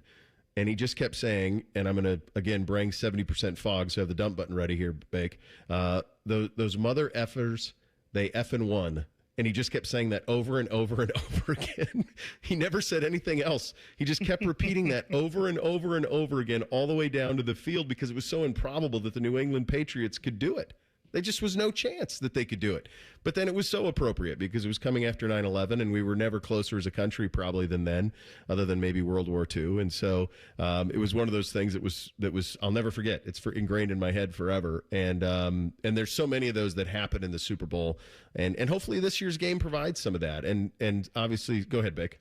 I was just going to say, Bo, sorry, just a corrections department. Otis Anderson was that later one in 90. Joe Morris was the running back in that one in 86. So Anderson was with the one they won with Hostetler, where they beat him 55-10. The 39-21 after the Browns, that was Phil Simms and Joe Morris and Mark Bavaro and those guys. Okay, I put those two teams together then. We'll see if we get a great game this weekend. Mike Vrabel, obviously, an Ohioan, a Buckeye, and turned this team around in no time. Here is Vrabes on how he did it. I think getting the right people in the building. I think we were intentional about trying to make sure that when the players returned, there was a program in place that they could look at, that they could believe in, that they wanted to be a part of, and that they wanted to protect. That's what we set out to do much before the players were even into the building. I felt like we were intentional with what we did in the offseason, bringing guys together from every background and every different experience. And, in minicamp, I felt like it was more important to spend that time getting to know each other and trying to build that before we went out and tried to run plays. Ohio's fingerprints, of course, all over Mike. Standout at Walsh Jesuit, then a standout at Ohio State. Playing career, and then back to the state here at Ohio State, of course, first, and then shadowed last year in Cleveland. Here is Vrabel on how the previous coaching stops helped him get to where he is. From all my different stops, there's a lot of stops, and everybody has a journey to this league, and my journey has included a lot of different places. And again, I've always said this, that thankful to get my start in the NFL with the Pittsburgh Steelers organization, with Bill Cowher, the Rudy family, to be able to come to New England to be a player here with Bill and Mr. Kraft, and even the time I spent in Kansas City, then the opportunities to coach at Ohio State. So you try to learn and try to pay attention and focus and learn each stop along the way. But then again, you have to make it your own style. So there's things each and every week that I'll draw on. They'll draw on things that we did in Tennessee that we liked or that I thought maybe resonated with the players. So constantly trying to draw on things to help us. I was in awe of him last year in Cleveland. He just attacked it. I mean, he was basically just learning, and the reason he was there was obviously the way it all shook out, it's ironic, but the reason he was there was to see how a front office and coaching staff rode in the same direction, and he did all of it. He threw himself into everything. I mean, he'd show up on defensive tackle, on scout special teams. He'd help quarterbacks, tight ends, anything. Like, he just jumped in on anything. He was just such a force of culture. This is not at all surprising to me, and I knew that when he got the second chance, he'd be very smart to make sure he had the quarterback lined up, and Drake May was that. So he's got a chance to track down a little bit of history. Jackson Smith-Njigba as well. It's Offensive Player of the Year in the NFL, and just a stunning season for him. He was asked about putting this all into perspective. He said he's always envisioned it. Talking to my brother today, I envisioned this, for a very, very long time. So it feels like I kind of been here before, but it's just awesome living out the dream. Do you guys have a rooting interest? I've flip-flopped over the past couple of days, actually, because I don't want to see the Patriots win another Super Bowl. Mm-hmm. But I'd be okay if I saw Mike Vrabel winning that thing, and Travion Henderson in his first season. But then I go back to Jackson Smith-Njigba, and I want him to have a Super Bowl. I want him to have that Super Bowl experience as well. And I think it'd be hilarious for Sam Darnold to beat the New England Patriots in the Super Bowl. It would be, yeah. Like one of the all-time things. Following his career all over the country, and now that he's the most improbable person in the most improbable place, I think, since Foles in the Super Bowl. Yeah, I don't think I have a rooting interest here because I would be super happy to see Mike Vrabel win one, but I'm enthralled with what Jackson Smith-Njigba has done this year and how good he has become. And so if he won one, I wouldn't be mad about that either. I think I'll wait. I'll know when I'm watching is usually how I play this out. Like, you'll get a feel for it as you're going, and you'll have a rooting interest. I've got a lot of family in Seattle, so it'd be hard to kind of go against that. But at the same time, I love Mike, and it's just so crazy to think of the Patriots winning a 7th Super Bowl. It's just a crazy thing to think that they're all in the last 25 years. It's just such an incredible run of dominance in a sport where it shouldn't happen. And when I think of the Patriots, they're in like a handful, right, of the best organizations in football. I think of them. I think of the Steelers. I think of the Eagles. I think of the Chiefs. I throw them in there as well. Mm-hmm. But if the Patriots do this now with a whole different regime, they did it twice in the Belichick era. And then if they do it again right after with a whole nother regime, I feel like that has to put them at the top of the NFL. I think the only thing that's lacking for them is just history, because they were largely irrelevant until they played for the Super Bowl in '85 against the Bears, but they were largely an irrelevant franchise until Kraft buys them. But they played for one in '90. They played in '85. They played in '96, and now they've won all of these. They've played in a bunch of them. Yeah, they would be it. They would be right there historically with like the Steelers and the 49ers and the Cowboys. I mean, they've surpassed those teams in terms of overall excellence now, even though they're a relatively young franchise in comparison. I saw a story just now in the last 10 minutes of another player with NBA experience trying to get back into college at Grand Canyon. A buddy of mine gave me an idea. I'm going to run it by you guys on how we can maybe fix all of this coming up next. Bishop and Friends, right here on The Fan. A lot of hosts have been on our airways in the past 30 years. Some good, some bad, some really bad. Anyway, sorry for that. The Fan. Hi, I'm Dr. John Runyon from Runyon Dental Group. Are you missing teeth or do you have uncomfortable dentures? Dental implants can not only transform your smile, they can restore your confidence and allow you to eat those foods you love that you've been missing. When I was in my early 30s, I was in a similar situation needing complex dental work and dental implants. I understand all the emotions that you're feeling because I've been the patient and I know that we can help you. Schedule a free consultation today at runyondentalgroup.com. That's runyondentalgroup.com.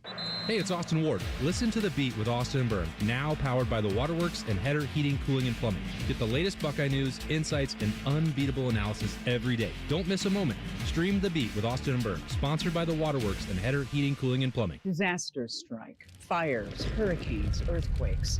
Direct Relief delivers. No politics, no red tape. Direct Relief is a lifeline to people in crisis. So check them out at directrelief.org. And if you can, donate. Do you suffer from leg pain, leg swelling, varicose veins, or leg ulcers? Dr. Barry Zeta and Dr. Joseph Senta at Ohio Vein and Vascular Polaris are pioneers in the vein and vascular field. Dr. Zeta and Dr. Senta can perform minimally invasive procedures that will get you back on track to a pain-free life. Stop living with leg pain and start the process to healthy living with a free healthy leg screening.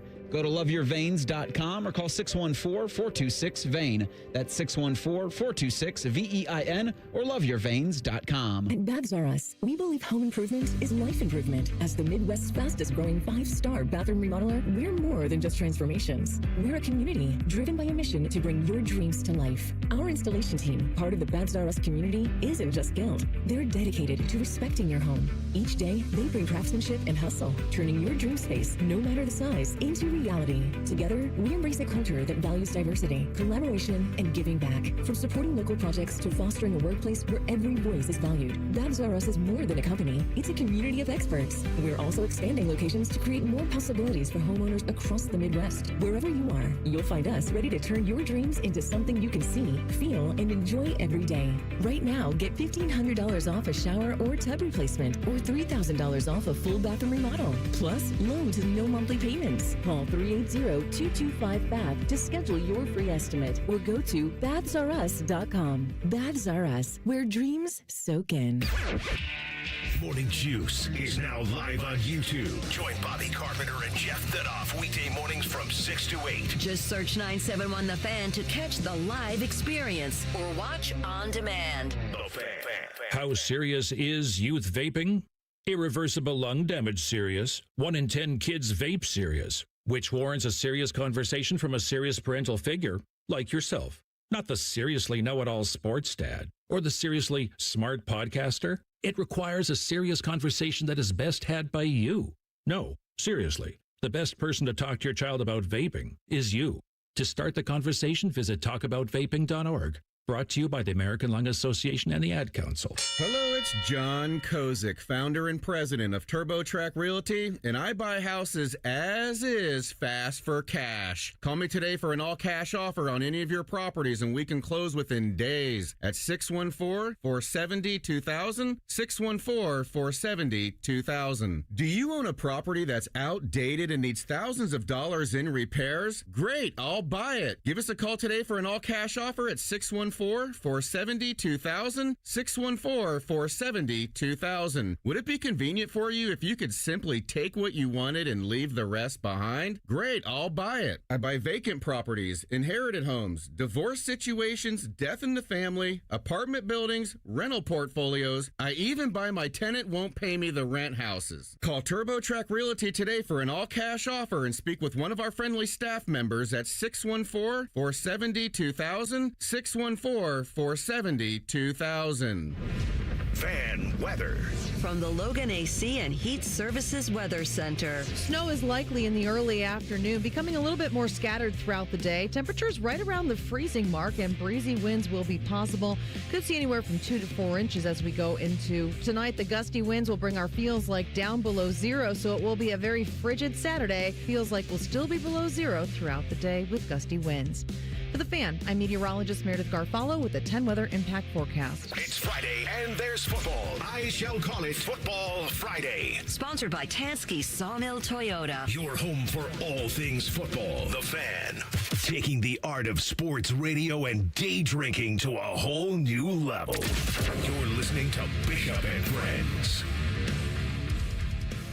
Indeed you are, and we are proudly sponsored and brought to you by our great friends at Diamond Cellar, your true jeweler for over 80 years. I know we're going to get to this story at greater length in Thing or Not a Thing, but you're probably aware of the Charles Bediaco story. He is the Alabama center who was an NBA G Leaguer who is playing at Alabama, and there's a lot of issues that people have with that, and they're in some court proceedings there. This just popped up here in the last 12 hours or so. I just saw it on my timeline now. Former UCLA and NBA player Amari Bailey has set up an official recruiting visit to Grand Canyon University. His first official visit. The school aggressively pitched him on their vision, plans to host him Wednesday for their game against New Mexico. So, which that just, how crazy. Like Grand Canyon somehow is now worried about attracting former NBA players for God knows what they're going to do and whatever they're going to compensate him for. This is something that college basketball is really under a microscope for, and it sucks because this is actually, truly, I've watched more college basketball in the last 2 weeks than I have really any other sport. It has been that. There's just been so much great basketball out there, and it's been fun to watch all of it. I was at youth sports this week a couple of times, the best I could, kind of kept a low profile and kept to myself. But a buddy of mine, the great Nick Abernathy, came up to me and goes, I got an idea for you. And I said, okay. And he goes, get rid of all the rules. And I said, well, I'm thinking to myself, well, there aren't really many rules that are admissible right now, but get rid of all the rules and just go with the 23-year age requirement. So if you're not 23, his idea was if you're not 23, by the time a season starts, you're ineligible. I thought, okay, that might have some teeth to it. Now, I don't know if that would help in this, but when you have the Trinidad Chambliss stuff where he's looking for a 6th year, Pavia looking for a 12th year, all these guys wanting more and more and more, what if college athletics was just something for 18 to 23-year-olds? Much like high school sports. Like you as a 22-year-old can't go, there's NIL in Ohio, you can't have a 22-year-old who didn't play high school basketball, go play at fill-in-the-blank private school and go make money on NIL because of the age requirements. Restrictions. Would that solve some of this? Probably. I had made the realization that you don't have to be 25 to rent a car anymore. Like Hertz will give them to 20-year-olds. Oh. And I had made the joke to Joshua, if you can rent a car, you can no longer play college athletics. But obviously that doesn't work anymore. And I don't know if the age thing, if that would just invite more lawsuits. We love legal billable hours. Love that here. Because I think with all of these things that you want to see happen in college athletics, I think it needs to just be on the coaches, not to establish hard rules or explicit rules, because those open you up to lawsuits, but for the coaches to get together, for the Tom Izzos of the world, for the Nate Oates even, and say, we're not going to go into business with people over a certain age. And again, you can't do it explicitly because you'll get sued for discrimination. Why would you, Reese? I mean, I'm just workshopping it. I'm not even a bird lawyer, but I'm just curious, like, why? There are all sorts of things that have restrictions on age. Like, you can't. What's the high school restriction right now? You can't turn 19 at some point in your senior year. For some reason, I wanted to think it was 20 at one point, but I'm not sure on that. Yeah. I don't know if that's changed or how that is. Like the NFL has a hard and fast rule that, like, you are not eligible for the National Football League unless you are 3 years removed from high school graduation. Which, by the way, that's going to be challenged sometime soon, right? With all these lawsuits, it has to be. Yeah, but it was a different time then. Now there's so many things. Somebody's going to be challenging that sometime soon. The only pushback I would have for that, Bake, is I don't know if there's a reason to challenge it anymore, because the type of players who would challenge it are players like Jeremiah Smith, and he's making $6.5 million or whatever playing here. So there isn't, like, what's the hardship? Yeah. Bo, I think your age thing here is, I think it's got a little bit of teeth here. Well, it's not mine. I stole it, but thanks. It could be, but that's just not fair, Bo, because I want to play college. I want to play basketball. And I'm 24 and I'm not good enough to play in the NBA, so where am I going to play? I want to play college. I want to play basketball. So that's not fair. I deserve to play basketball. Yeah, life's not fair. I know you're being tongue-in-cheek, but I think the other thing is because the money now is so great in college that you don't have to go play, that European basketball model, you don't have to do that anymore. You can make that money here, and then oftentimes you can make more. And yes, it's pretty glamorous, like top-level European basketball is pretty glamorous. We know a lot of great people who thrived in that. Scooney Penn had an incredible career overseas. John Diebler had an incredible career overseas. Jared Sullinger has made a ton of money and thrived in China playing basketball over the last decade. Like, those things can be done, but there's also the guys who end up playing in South America or end up playing in the Caribbean and on these other, crazy leagues that are out there. And now you don't have to, because they're finding this loophole to go into college, and it's just our own greed in it. We can't help ourselves. I mean, like, what is Grand Canyon going to gain by playing an NBA player? What's the gain for that program, that university? What's the get? Bo, I think it should be as simple as, if you have signed a pro contract and you have played a pro game, and I think the G League is pro, and I don't know how we should view overseas, because high school kids are considered pros in Europe leagues. So I don't know how we should view that. But, and my thought has changed on this a little bit because of how they're doing things with hockey, with like Caden Lidstrom and Jackson Smith. They've been drafted by the Blue Jackets. Mm-hmm. The Blue Jackets own their rights, but they have not signed contracts with the Blue Jackets. Yeah. So they can go play in college. As soon as they put pen to paper on an entry-level contract, they are no longer eligible for college hockey. So I think it should be the same way. Like, even if you get drafted, like say after this year, the Cleveland Cavaliers draft John Mobley Jr. Okay. If John Mobley Jr. does not sign a contract with them, then he should be able to come back and play at Ohio State next year. Now, do the Cavaliers hold his rights? Yes, they should. And this may be something these leagues have to work out with this and their collective bargaining and all of that. That's how the baseball one used to be, right? You had I believe with the baseball one, you had two choices. When I was at Florida, when I covered Florida State, you had two choices, and they had kids who were drafted high in baseball. Buster Posey, Stephen Drew, like they had those guys. And they had, if you're drafted out of high school, you had until a certain deadline to sign the pro contract. Otherwise, you went to college. Once you went to college, you had to stay there. I believe it used to be 3 years. 3 years. Yeah. And then you could go back into the draft at that point. So that was what they always were weighing. Yeah, so I'm okay with that. If you've not signed a pro contract, or if you haven't played, like if you didn't play in the G League, because the G League is a professional league. Those guys are getting paid, correct? Sure.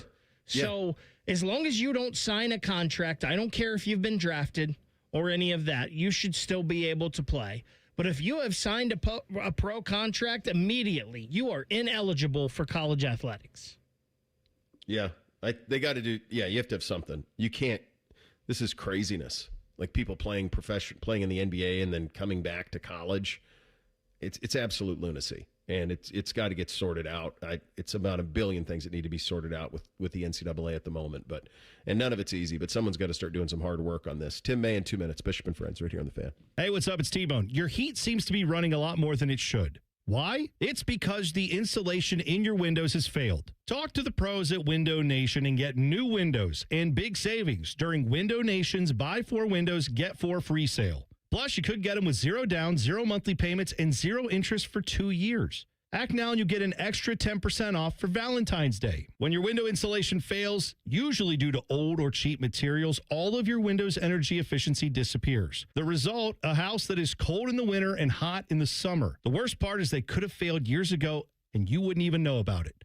Window Nation's windows use top quality materials and seals along with insulated frames. They're so incredibly energy efficient that you'll actually save money on your utility bills. Plus, they're backed with a lifetime warranty, so you won't have to live with broken windows again. Take advantage of Window Nation's Buy 4 Windows, Get 4 free sale and get an extra 10% off for Valentine's Day. Visit windownation.com now for a free consultation. Looking to grow your money in 2026? Kemba Financial Credit Union has secure savings options to fit your lifestyle. From everyday savings to high-yield certificates and flexible money market accounts, your money works harder here. It's a better way to bank. Rooted locally and powered by real people across Central Ohio who are committed to making a lasting difference, empowering you to meet and exceed your financial goals. Check today's rates at kemba.org/rates. Federally insured by NCUA. When second's making a play, short's got to cover. A winning insurance strategy doesn't rely on one person. Let's get it. Good hustle, good hustle. Two things: communicate with your guys and make sure everyone's in the right coverage. It takes a team that knows its roles well, working together to provide an exceptional experience. Set the screen. You have to protect yourself. All right? Wildcats on 3. 1, 2, 3, Wildcats! At Shelter Insurance, you can count on our local agents and award-winning customer service to help you protect what matters most. All your favorite fan shows are available when you want them. Head to 971thefan.com and hit that subscribe button. The Fan, Ohio sports destination. Distilled sports discussion served in light beer quantities. You're listening to Bishop and Friends. Indeed you are. It's a Friday at 10:30. We like to talk to our good buddy Tim May, the Tim May Show with Clay Hall on FanStream Sports. I saw you got Mr. Hartline this week. Good job out of you, buddy. Yeah, that was me. It was Clay, man. Well, both of us, I guess. But as he said, I finally get to be on the Tim May Show because we soon after he got named, a real coach way back when. He was going to come on, but then it got nixed. You know what I mean? I gotcha. Yeah, it got Bo next. But anyway, but it was cool. I mean, he settled in. What a crazy December it was for him and the Ohio State football team. But, the biggest thing that stood out was when we're talking about a lot of things. He thought that was a 48-hour period there in the middle of that Indiana week, which was pretty rough. But he thought after that everything was pretty smooth, handled pretty well, et cetera. But, dude, this guy had to hire not just recruit, but then had to hire 45, 46 guys. That's a lot of personnel dealing with when you used to be just the wide receiver coach and offensive coordinator. It's pretty amazing how college sports, and I was just talking about this on the college basketball side. I love watching college basketball right now. Like, the passion's unbelievable, the talent's unbelievable. Yeah. I just keep getting pulled into it night after night. And despite all of the nonsense around it, it still thrives. And there's a million problems, but we still love the competition of it. That's what Pete Thamel, like a couple of years ago on my podcast, that's what he said. It's never been crazier off the field, and the product on the field has probably never been better. I mean, I'm talking about just football. And it is funny when we put the ball down, you blow the whistle, a lot of guys want to hit each other and score touchdowns. I mean, that's what it comes down to. And basketball the same way, man. By the way, it was funny. Not funny, but I was at a kind of a wake kind of thing for a guy last night. We had for a former colleague of ours at the Columbus Dispatch, and I was talking with Porty because Porty was there, and I said, you know what? I think the Blue Jackets the last several weeks.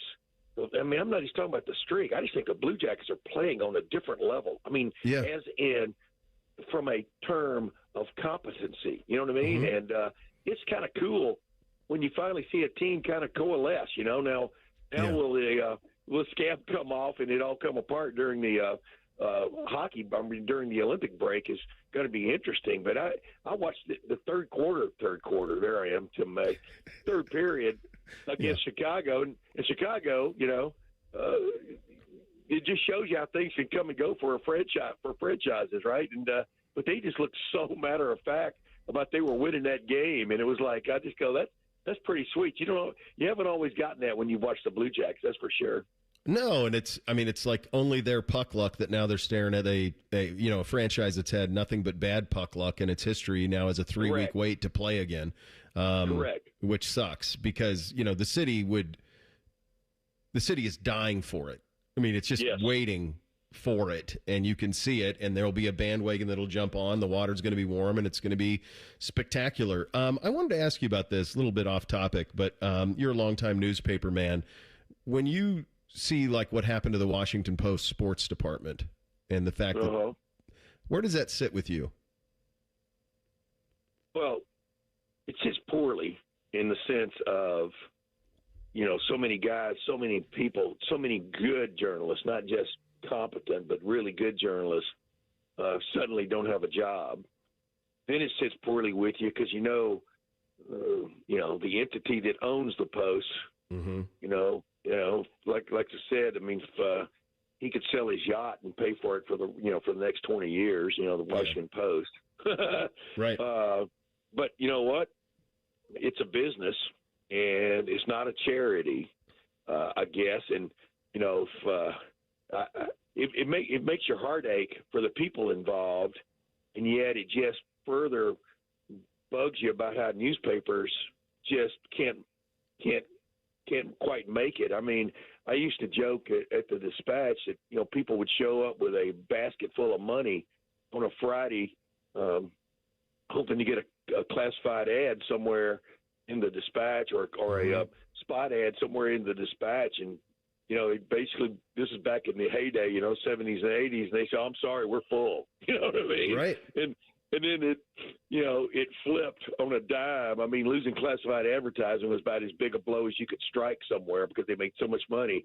I'm talking about all newspapers and stuff. Sure. So it makes you, but it's not a charity either, right? And so I don't know where to put it because you want newspapers to be independent, not necessarily relying on anybody. But then when you look back at the history of newspapers, they started way back when, Ben Franklin and all those guys started as advocacy, as advocacy handouts and stuff. And so I just think all of media is in flux, but there's never been more media when you look around. I mean, we've got our fanstreamsports.com thing. I try to do a competent podcast 3 times a week. You know what I mean? There are so many places you can get information now that didn't have to do with the newspaper. But when I was growing up, newspaper guys were legends. And oh gosh, and that's funny because I was with a bunch of them.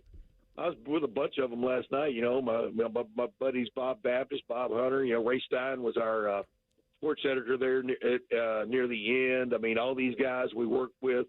Scott Davis, the guy who's passing we were mourning. His 4 boys were at this thing, and we were talking about the good old days, which were only like 10, 15, 20 years ago. And, well, it happened so fast, Tim. Yeah, I know. Well, but boy, when the tap turns off, and you can get something done for cheaper or even free based on what you used to pay for. People always matriculate to the easiest path down the mountain, and that's what has happened. But it's just too bad because that day to day. This is something that really you really kind of piqued me here, if you don't mind me saying this. No, please. That's like you go to press conferences, and you got all this media sitting there, radio, TV, and newspaper guys. But it's more often than not, it's the newspaper guys that ask the hard questions. You know what I mean? And post game press conferences. You're watching, like I'm watching the Chicago Blackhawks show, and I was watching their post game after the Blue Jacket game, and boy, it's usually the newspaper guys. Not all the time. I mean, I think Adam and Dom and all those guys, even Clay, my buddy Clay, ask hard questions and stuff. But it's the newspaper beat guys that are there all the time, that used to be there all the time, that made the difference. I mean, I used to be at the Woody Hayes Athletic Center. And even before that, the Biggs facility, I'd be there every afternoon after football practice because then you could hang out, you could go to practice and things like that. And that's newspaper guys more often than not doing that stuff. So it's just that fine sanding, I guess, is what I would call it, from beat coverage that's got to be missing here maybe in 15 or 20 years. But there are a lot of all these young guys on these .coms. I mean, I still call them .coms because that was a euphemism long ago. Sure. A lot of them do hellacious jobs on the Ohio State beat and stuff. So things they have changed, but you still have to – you just kind of roll with the punches. But I don't know. My wife used to love to get the Dispatch every morning and read it at our kitchen counter. You know what I mean? Mm-hmm. And, yeah, of course. It's a lot different doing it on your phone or on a tablet than having the paper just laid out there in front of you. Yeah, I still pick it up. If I'm out, I pick it up, and I just want my kids to see me doing it. That I'm not getting it from a screen. But the plain dealer, does it get printed only 3 days a week or something? Well, like whatever you pick. Like I'll pick up the New York Times. I used to pick up the Washington Post. Yeah. I pick up the I still get the Wall Street Journal delivered. Like obviously I have the apps, but I get it delivered. Like I want the physical. I want to be able to touch it and have the physical. There's something to that. Here's what bugs me about the Washington Post. I think they had an 800-person, roughly, newsroom, and they cut, 200 or 300 jobs. Mm-hmm. And you're just kind of going, that's a lot of people. But, that's a lot of people covering stuff, in one form or fashion, either being editors, fact checkers, to the actual people, like Bob Woodward and the old Watergate days of actually going out and doing investigative journalism. But that's a lot. My point is that's a lot of layers of people making sure that what you're reading and or hearing on their podcast is accurate. You know what I mean? That's fact. What I think. Yeah. Exactly. That's what I think really falls through the cracks now. And the other thing is just that those cuts. I guess they were rumored. There were some coming, but the severity of it is crazy. It's like Aaron Portzline, works for the Athletic, but the Athletic is basically the New York Times' sports department now. You know what I mean? Right. That's what's crazy, and that's good. I mean, those are good guys. 99% of them are great people. So I don't know. I think the ball keeps rolling, but just it's a different ball. Yeah, it really is. For the kids out there who want to, you think about you want to watch films about investigative journalism and what it meant. Watch a few good or All the President's Men. Watch Spotlight. I worry about does that stuff still get done? Well, but you've got guys that are out there doing it almost on their own, but still trying to make a living doing it. And but then like you're saying, it's not just that the story was done, but it was the reliance or the credibility of the entity that was doing the investigations that added beef to it. It added kick to it, because you can have a little independent newspaper, and if all of a sudden you uncover government corruption, then is anybody going to take you seriously? That's maybe the toughest part. Like the guy investigating those things up there, the independent journalist up in Minnesota was what's his name, Nick Shirley or whatever his name was. I mean, he got video. You literally got to have video evidence now, and people.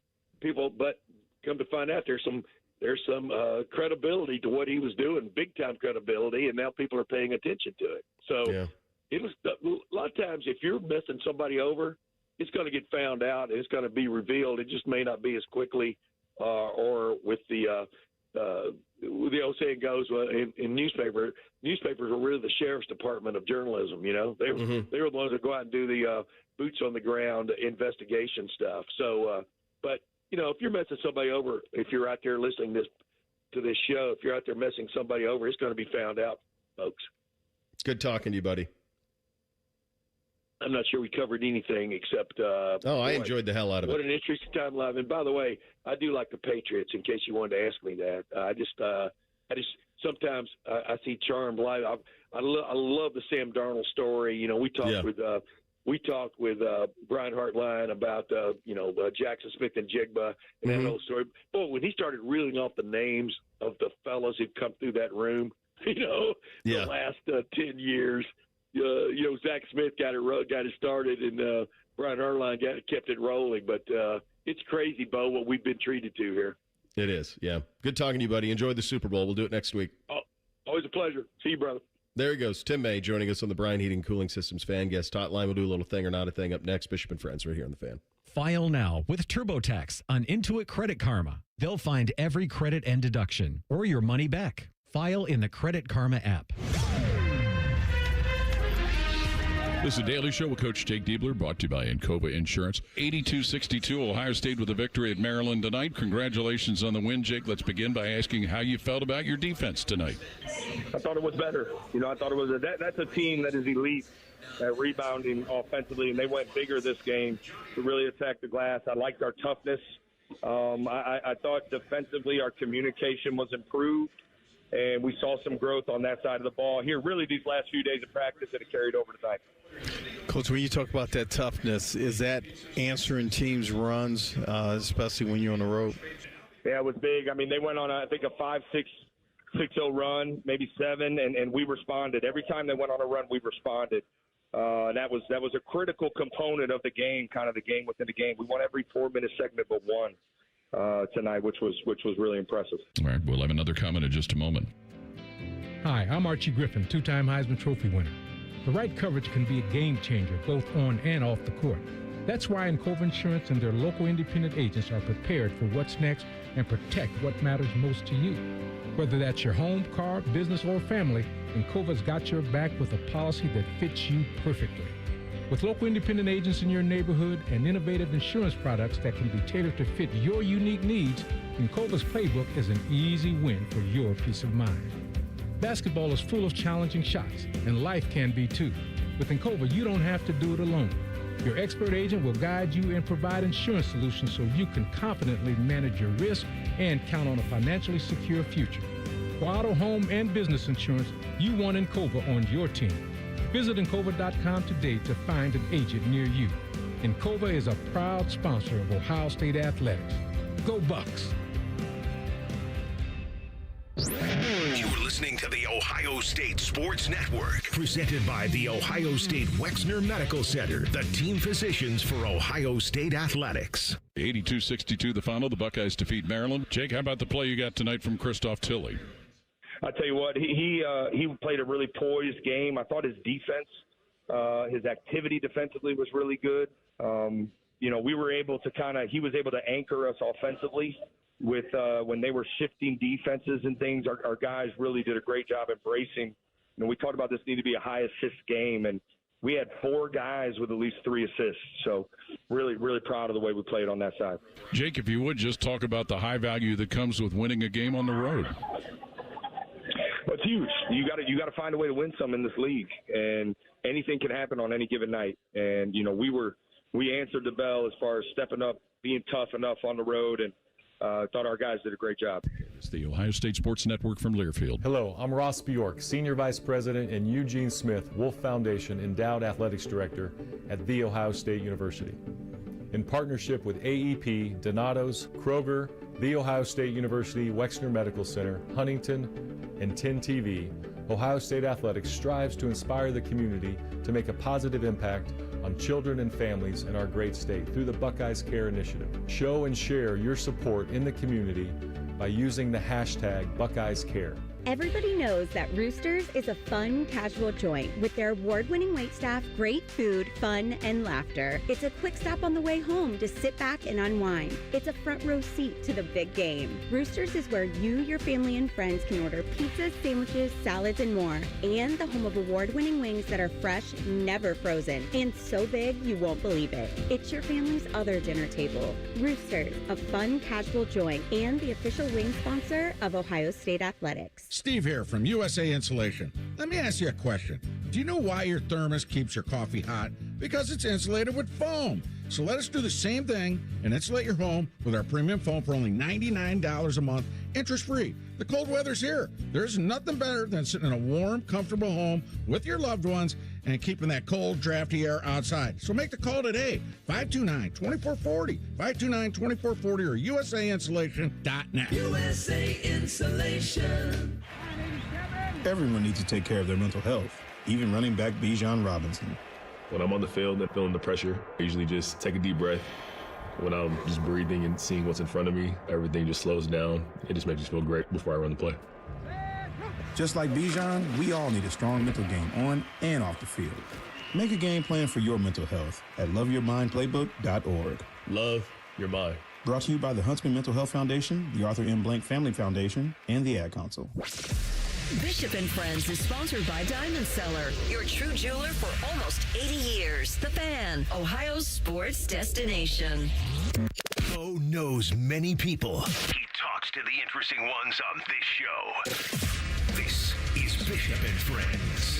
All right, time for a little thing or not a thing on a Friday. Hit it, fellas. Thing or not a thing. Sponsored by Billiards Plus. Find your next grill and everything you need for the master griller. Billiards Plus on Dublin Center Drive in Dublin. All right, we had mentioned Alabama center Charles Bediako in the last segment where before Tim May, we spoke about G Leaguers and guys that have played professionally looking to return to the college ranks. Bediako is scheduled for a court hearing Friday where a judge will determine whether the NCAA may enforce its eligibility rules against him. Ahead of what could be a groundbreaking determination in court, Greg Sankey signed an affidavit asking the judge to deny Bediako additional eligibility. Speaking with the Field of 68, Alabama men's basketball coach Nate Oates defended the decision to acquire the former NBA G Leaguer. Anybody that thinks this thing through logically, to see all the former European pros that are now playing and all the former, really not even former, current, there's a bunch of current NBA free agents playing in college basketball right now. So to me, you go through everything else, it made sense for Charles. It was what's best for him, it was what's best for our program. I'm going to do what's best for the kid every time, what's best for our program. I didn't think it would be as big a deal because we've already had any coach with a European pro on their team is pretty hypocritical when they're talking about Charles, to be honest with you. So I thought most guys that could think through this thing logically there's really not a big difference. I mean, we've already had G League, we have James Nachi's rights are owned by the New York Knicks, and he's been drafted in the same draft. And I mean, there's other guys too, like we just played a kid tonight.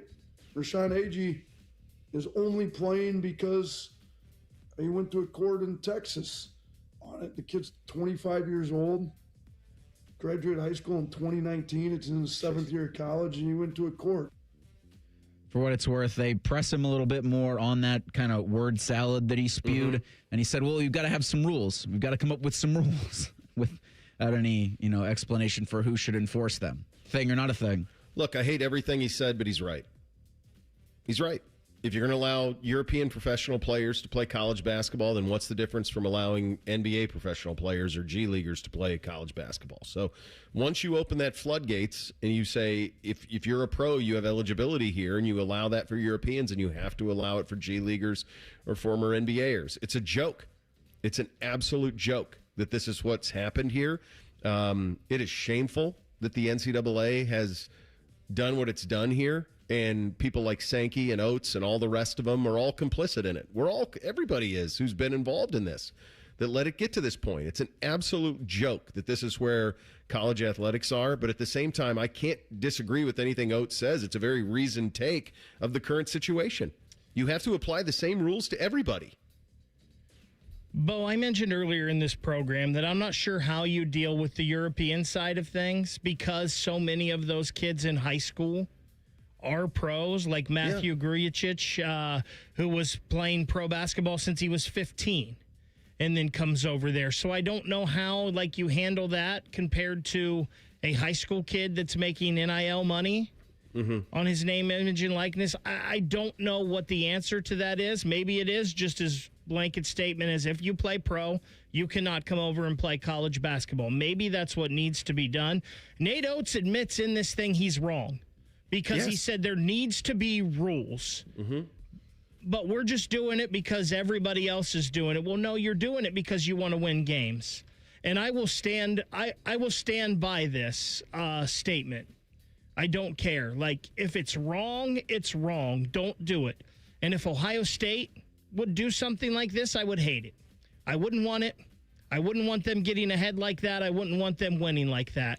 And maybe that's going to cost you. Maybe you're not going to be keeping up with the Joneses, and you're just going to have to deal with losing. But I just don't think pro players should be playing in college basketball. No, of course not.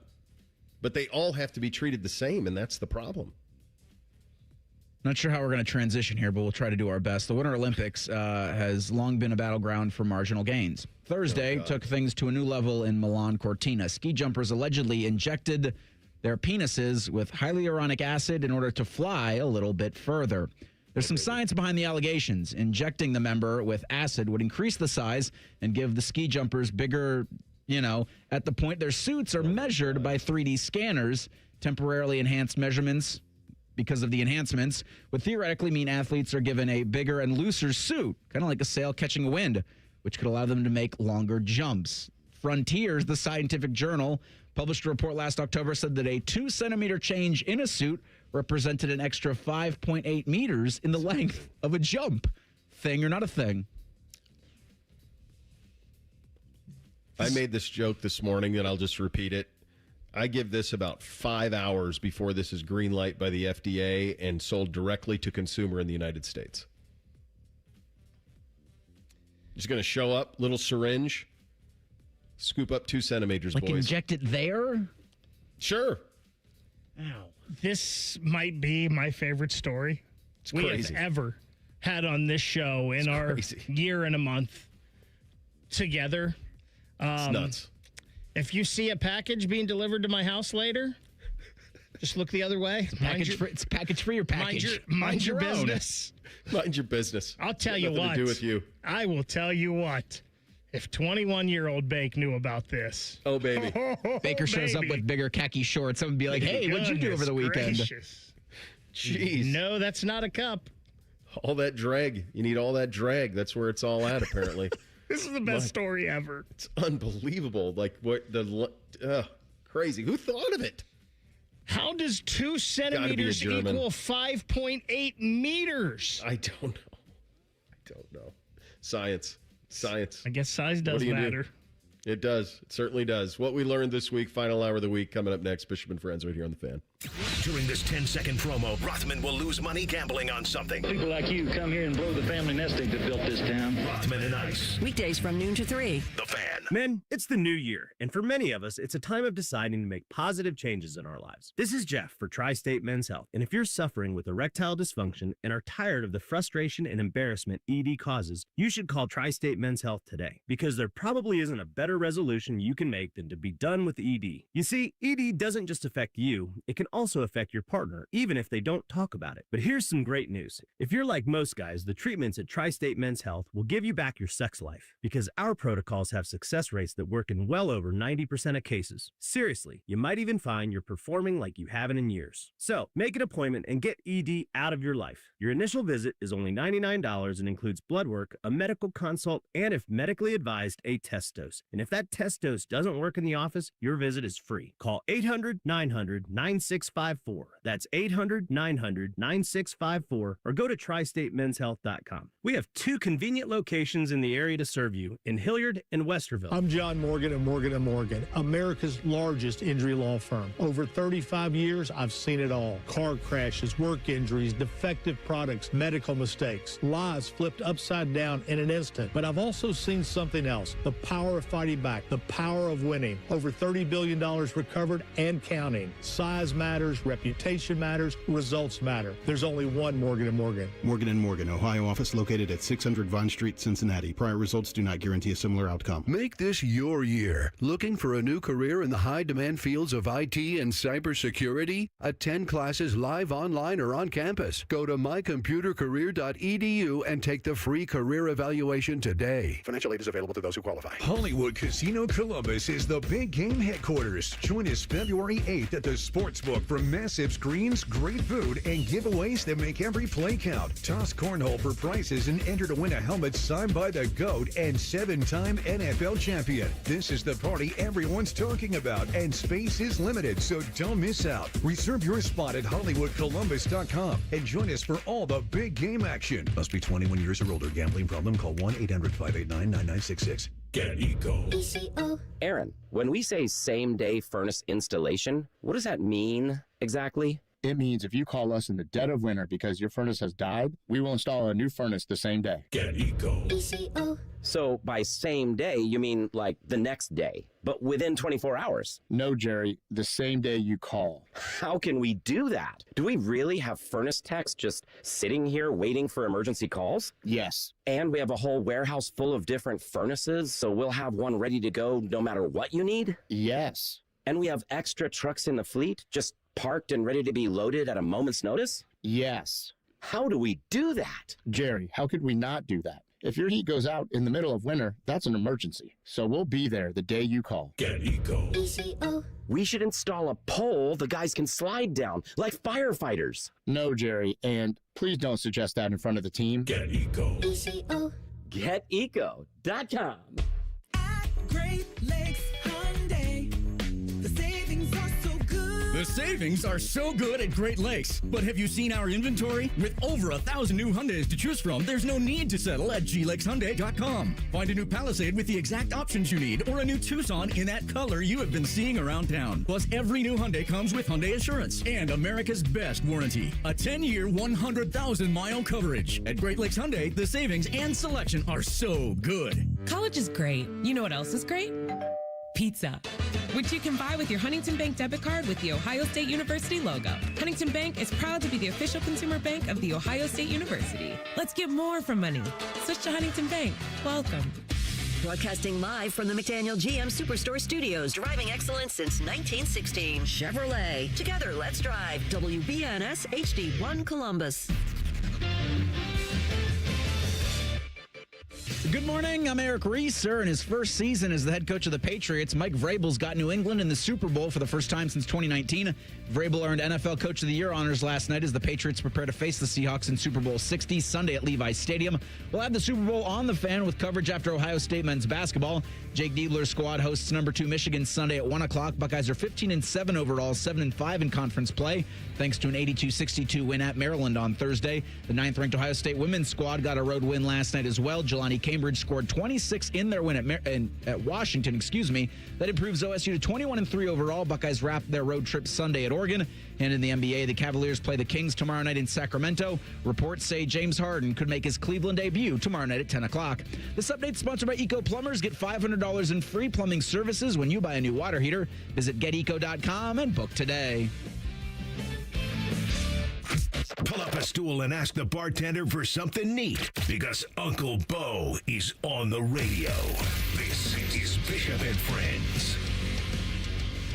You guys reposted this like 15 minutes ago. What would it take? Who's the audience for this? Honest to God, what? So there's the Big Ten. This is Big Ten football puts out it's a T-shirt. It says the championship trifecta. Get the shirt and let them know, is what it says. The championship trifecta. Then it says big trifecta, and it's got the Michigan logo, the Ohio State logo, and the Indiana logo. Honest to goodness, like what is your best guess on how many of these they sell? I bet they sell a lot because people want to stick it. Not here. Where? Probably not in Ann Arbor. But there are people that just hate the SEC and want to stick it to them. And like Bloomington? Probably. Like if you're in Indiana, would you wear this? Just because like you're associated now? No one in Ohio is wearing this. No one in Michigan is wearing this. I'm trying to think because... Like who's the target? I don't know. Who greenlit this? Not even in like just would I do it as an agent of chaos because it has the Michigan logo on it. Like I'm not putting that on my body. Should we as a show? Like that's a shame shirt. No. Should we? It's $34.99 for the T-shirt, by the way. Hold on. Should we as a show buy one and send it to our friend Mr. Feinbaum? Okay, so that's how it'll get bought. You've done it. Thank you for joining us every week. You've done it. That's it. You buy it for somebody in the SEC and then they burn it. So it's a $35 donation to the Big Ten. I don't want to give Petiti more money. I don't either. I think we could write that off, right? Show expense. I don't know. Talk to Fish. Good luck with that, right? Talk to Fish. Number 7 program director in the country for Fish. So does he get a raise, and then do we all get raises? I think we got really shortchanged across the board here. Top 10 finishes for everybody. I mean, but we got to get in the top 5s across the board, right? I mean, what type of ratings Mike and Timmy got to get back in the top 5? They got to get a 30 share? What's it take to get in there? Unbelievable at 8. Always appreciate the Barrett folks, though. By the way, we haven't talked about that with you. Good job out of you. Well, we've been hovering around there. I mean, I had a no fear. You remember the no fear T-shirts? Oh yeah. When we were kids, those and Big Johnson. Those were really big when I was in high school. Those were the 2 shirts that you had to have. And before my senior year basketball tournament, we all got no fear shirts that said second place is the first loser in the district tournament, and we wore it for to like warm up in, and we proceeded to get our brains beat in the semifinal game, and so we ended up 3rd, which is, I guess, second loser. So they were not exactly apropos. It's great to be honored, and it's cool. But I mean, we aspire here, boys. We got to keep tracking it down, get a little higher on this thing. So we'll see. All right, what did we learn this week, boys? Hit it. We're not trying to do too much around here, but over the course of 5 days, you might have gleaned some stuff. Bishop and Friends present What We've Learned This Week. Sponsored by High Bank Distillery Co. Make a reservation today at highbankco.com. Dine, drink, distill at High Bank. Well, I think what I learned is I'm quite vulnerable to illness. And then when you put yourself around 18 little Petri dishes, 6 and, well, more than that, 8-10 hours a week as I do, that you are going to incur the wrath of their illnesses. And for the first time in a long time, I got hit. I've been hit by like this in a long, long time. Can't even remember it. Last time I got smoked like this.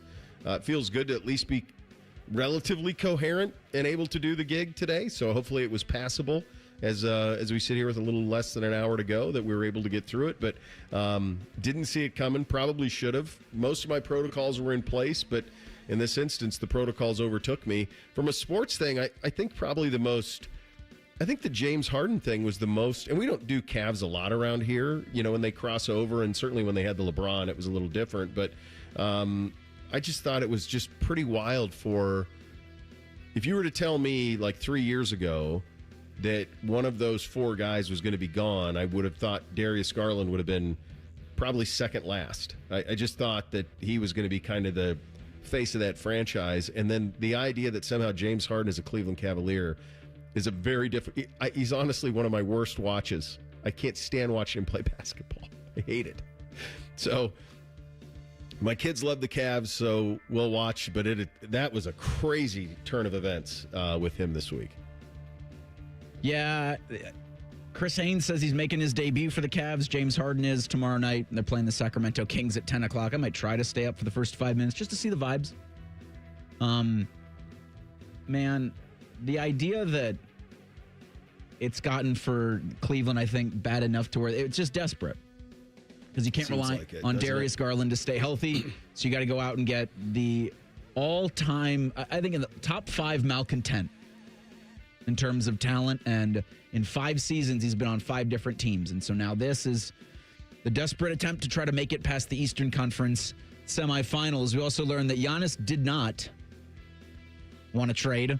That was so weird too, wasn't it? Like he kind of seemed like he soft pedaled it. Yep. Like didn't want to be like the ultimate bad guy and say trade me, but kind of, I don't know, that whole thing was weird to me. Because he was supposed to be the biggest fish on the move. Yeah. And it wasn't the case. So it was kind of a blah deadline for the most part. I mean, there was a lot of guys moved. I think the other thing that's pretty crazy is if you think about Harden, Durant, Westbrook, all in OKC at the same time, like how many combined teams have those guys played for? 20? Now probably all of them. Do you think you could even name all the teams they've all played for? There's no way I could. I don't even want to do the exercise. It would be an exercise in futility, but you might be right. Every NBA team, those 3 guys maybe have played for every NBA team except like the Hornets. Yeah, it'd be easier to do the teams they hadn't played for, like Hornets, Timberwolves, Hornets, Celtics. Yeah, there's handfuls. Just crazy. Those guys, like they were all three so uber talented, all three on the exact same team. Yeah. And then just look where it's gone with all of them. All over the place, man. We learned, I think, in the National Hockey League, Greg Wyshynski is going to join us at 11:30. That'll be fun. That the Blue Jackets are the best team in hockey. At least the hottest team, right? Right now, they might be. Say. When are they going to lose again? Well, not until at least the 26th of right? February. You got 3 weeks. Can't lose if you don't play. Won't lose till then. And how about that, jumping right back into it, the two teams that you are directly 4 points behind in not only the wild card, but the Metro back-to-back, and the Bruins and the Islanders. So no wading back into this thing. You're boom, right into the fire. It's pretty wild that, this stretch that they're on, they're, won 9 of 10, 7 in a row. And now they're within 4 of third in the Metro. I also had an unfortunate thing learned this week. Yeah. Paul Feinbaum was on with us yesterday, and it won't be confirmed until probably later this year, maybe even next year, but Ohio State's not playing Alabama in 27 and 28. And there have been, at least that's what I will. Wait, right what? now, I am 95% confident those games will not happen based off of comments this week. What did he say? I missed it. I was asleep. He said just from people he's talked to in the know down there and sources that those games will not be played. He said he thinks the Georgia games will with Ohio State, but he does not think the Alabama games are going to be played. And that this sucks. The question, so I posed the question to Paul a couple of weeks ago. Austin Ward was on, and you can ask Austin this on Monday, but he was on with Beamer, and they talked about the idea that the big non-conference games, with the SEC going to 9 in their conference, is going to start to shy away from those. Despite what even Chris Del Conte said yesterday, Texas athletic director, is most of those schools in the Southeastern Conference have no interest in doing these before they get into their conference slate, and that's such a bummer. I don't blame them. I hate it. I mean, I truly hate it. The Big Ten is too big. They need to cut 4 teams. I could tell you which 4 to cut. Either that or they need to add a couple of more and have West and East and have it a little bit more balanced. But I really hate it. The product is so good, but everything that's happened around the sport, the greed of it, at some point there will be a downfall. You can't keep going like this forever. That sucks, man. That's like that game next year in Austin. I mean, that's one of those games. Look, I'm an old dude now. There's not many times I want to get out of my house and go to a sporting event and see it live anymore. I've done that a lot in my life. That's one I want to go to. Like, I want to go to Austin and see that. Because those big game on campus, there is nothing like it, man. There is nothing like it. Bo, and what really sucks is just a couple years ago when we found out, the college football playoffs going to expand to 12. We're going to get more of those games. Yeah. And then, boy, quickly, reality slapped us in the face and said, no, actually, you're not. You're not. No, it sucks. Really sucks. Crazy sports week. A lot going on this week, fellas, with all of the things that happened. So, in addition to all of that, the Olympics have already started. Medals have been awarded, including American medals. We have the opening ceremonies tonight. And in addition to that, what is your buy-in for it? We will get to that. And then Greg Wyshynski coming up at 11:30 on the Jackets, on the Olympic hockey tournament as well. That is coming up in about 17 minutes from now. Bishop and Friends right here on The Fan. All the 10 TV people come over to our side of the building to take a deuce. That should tell you something about how we operate. The Fan. Things people don't believe in. Little green aliens. Bigfoot. And that Spectrum TV combines all your favorite streaming apps with live TV at no extra cost. But that one is actually true. You get over $100 worth of streaming apps like HBO Max, Hulu, Paramount Plus, Peacock, AMC Plus, and more, included with live TV at no extra cost. It's only the way TV should be. It's only everything. Learn more at SpectrumTV.com. Would you enjoy watching a football game if the officials were paid a bonus for every flag they threw? Or a basketball game where the refs got paid for every foul they called? Okay, how about hiring a furnace and AC company that pays its technicians by the number of parts they can sell you? Hi, this is Dennis, president of Care Heating and Cooling, and today, this is how many companies operate. They call it performance pay, and it rewards technicians by paying them more for billing you more. Why is this bad? because it abuses your trust in a technician to be treated fairly and honestly. At CARE, we've been family-owned for 31 years and have always paid our technicians by the hour for repairs. We'll show you exactly what needs to be fixed and why, and give you our low upfront costs before we start. And unlike other companies, our technicians will never be rewarded for throwing more flags. Our Central Ohio-based staff is here for you 7 days a week. CARE Heating and Cooling. Book an appointment online at careheatingandcooling.com or call us at 1-800-COOLING. When you need a company you can trust. Welcome to Tire Discounters. Oh, hiya, Phantom. Mike, you may be in big trouble with Chip Wood. Our owner? Free oil changes along with alignment? On any 4-tire purchase. And Michelin's up to $100 off? Yeah. Sorry, Mike, but I'm telling. But the Wood family is behind all this. Oh, those rascals. But don't tell the accountants. Of course not. And what do they do again? Buy any set of 4 tires at Tire Discounters and get a free alignment and oil change. Make them Michelin's and save up to $100 more. See store for details. Hey, it's Bobby Carpenter. Start the year off moving, not hurting. With joint pain, if it's holding you back, listen up. There's a way to get relief without surgery, no downtime, and without putting your life on pause. Dr. Tesner and the other pros right here at QC Kinetics in Columbus, Ohio, they can deliver regenerative treatments that actually help your body repair areas that are causing you the pain. Those achy hips, knees, shoulders, back, wherever it hurts. And the results, 97% of Cleveland patients report satisfaction with the results. So instead of facing an invasive operation that sidelines you for months, these treatments, they happen right in office and you go about your day. I should know. I've had them. My dad has had them. They feel good and they can deliver life-changing results. Imagine moving around better, being stronger, planning the year you actually want. Do not wait. January is supposed to be a clean slate, so make it yours. So go call 380-208-4544. That's 380-208-4544. T-Bone and Tyvis. Someone needs to summit it. That's how I look at that box of fries. You know what? You said you got to be 2 something to do something. Well, to eat that, you got to be 3 something to do something. T-Bone and Tyvis. Weekday mornings at 6. The Fan. Do you have an oak tree in your yard? The Ohio Chapter International Society of Arboriculture is committed to advancing responsible tree care practices while preventing a fungal disease called oak wilt. They remind those who own and manage oak trees the best time to prune is November to early March. To find out more, there are over 1,000 qualified tree experts in Ohio. To find an ISA certified arborist in your area, visit treesforohio.org. That's trees, the number 4, ohio.org. Ohio has over 920,000 diabetics. If you are a diabetic, take a step in the right direction by having your feet checked routinely by a podiatric physician, the most qualified doctors to care for your feet. Adding a podiatrist to your healthcare team can help you better manage the effects of diabetes on your feet.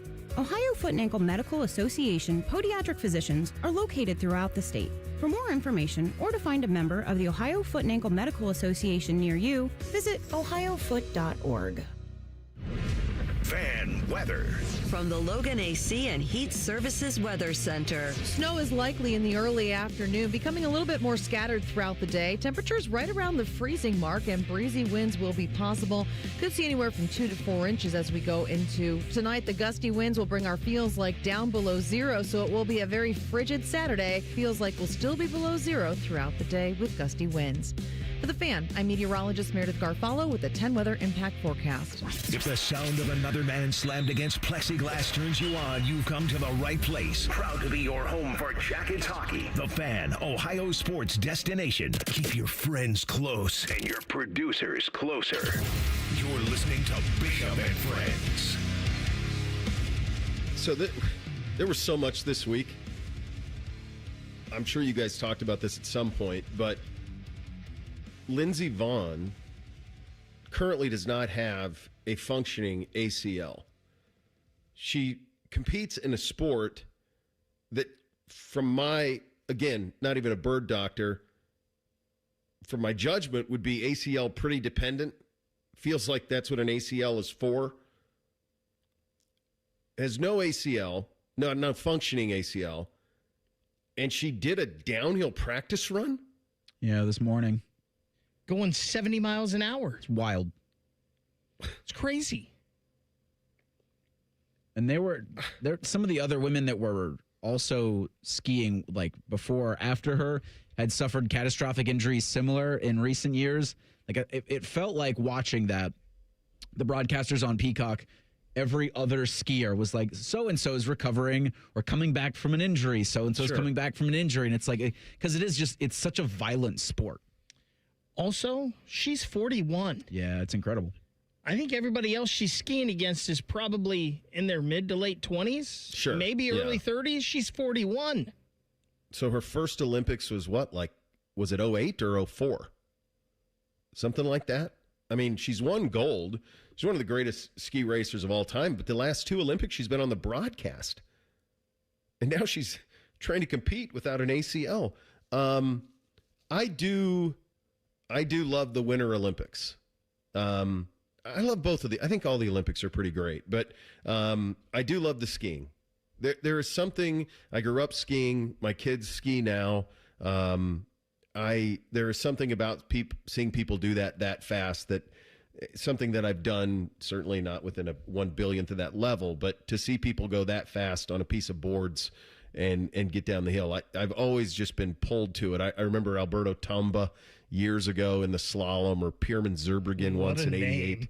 Alberto Tomba had himself a run, dude. He had Katarina Witt. So good. Pulled her at the Olympics. That dude, come on, man.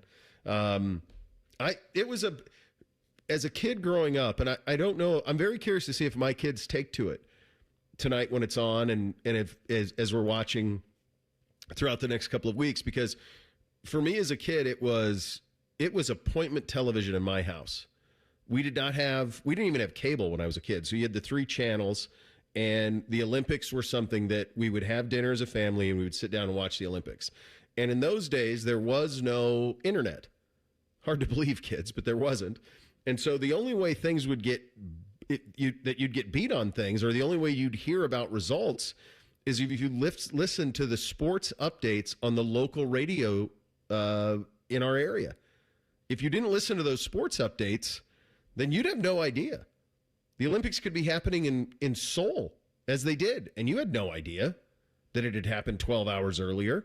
There was no point of reference. Albertville, all these places from across the pond, you had no idea. We have absolutely no idea what happened, and so you watched it all just transfixed by it. And I think some of that's come away with the immediacy of knowing results and all of that. Can you even hide it anymore? Are you guys old enough to remember when we used to do Olympic updates, even here at the Fan, when I was doing the show with AR, we would say, like, we'd give like a warning, like, here are your Olympic updates. If you don't want it, turn down the dial for 10 seconds. Like, I remember doing that, but I don't think we even do that anymore, do we?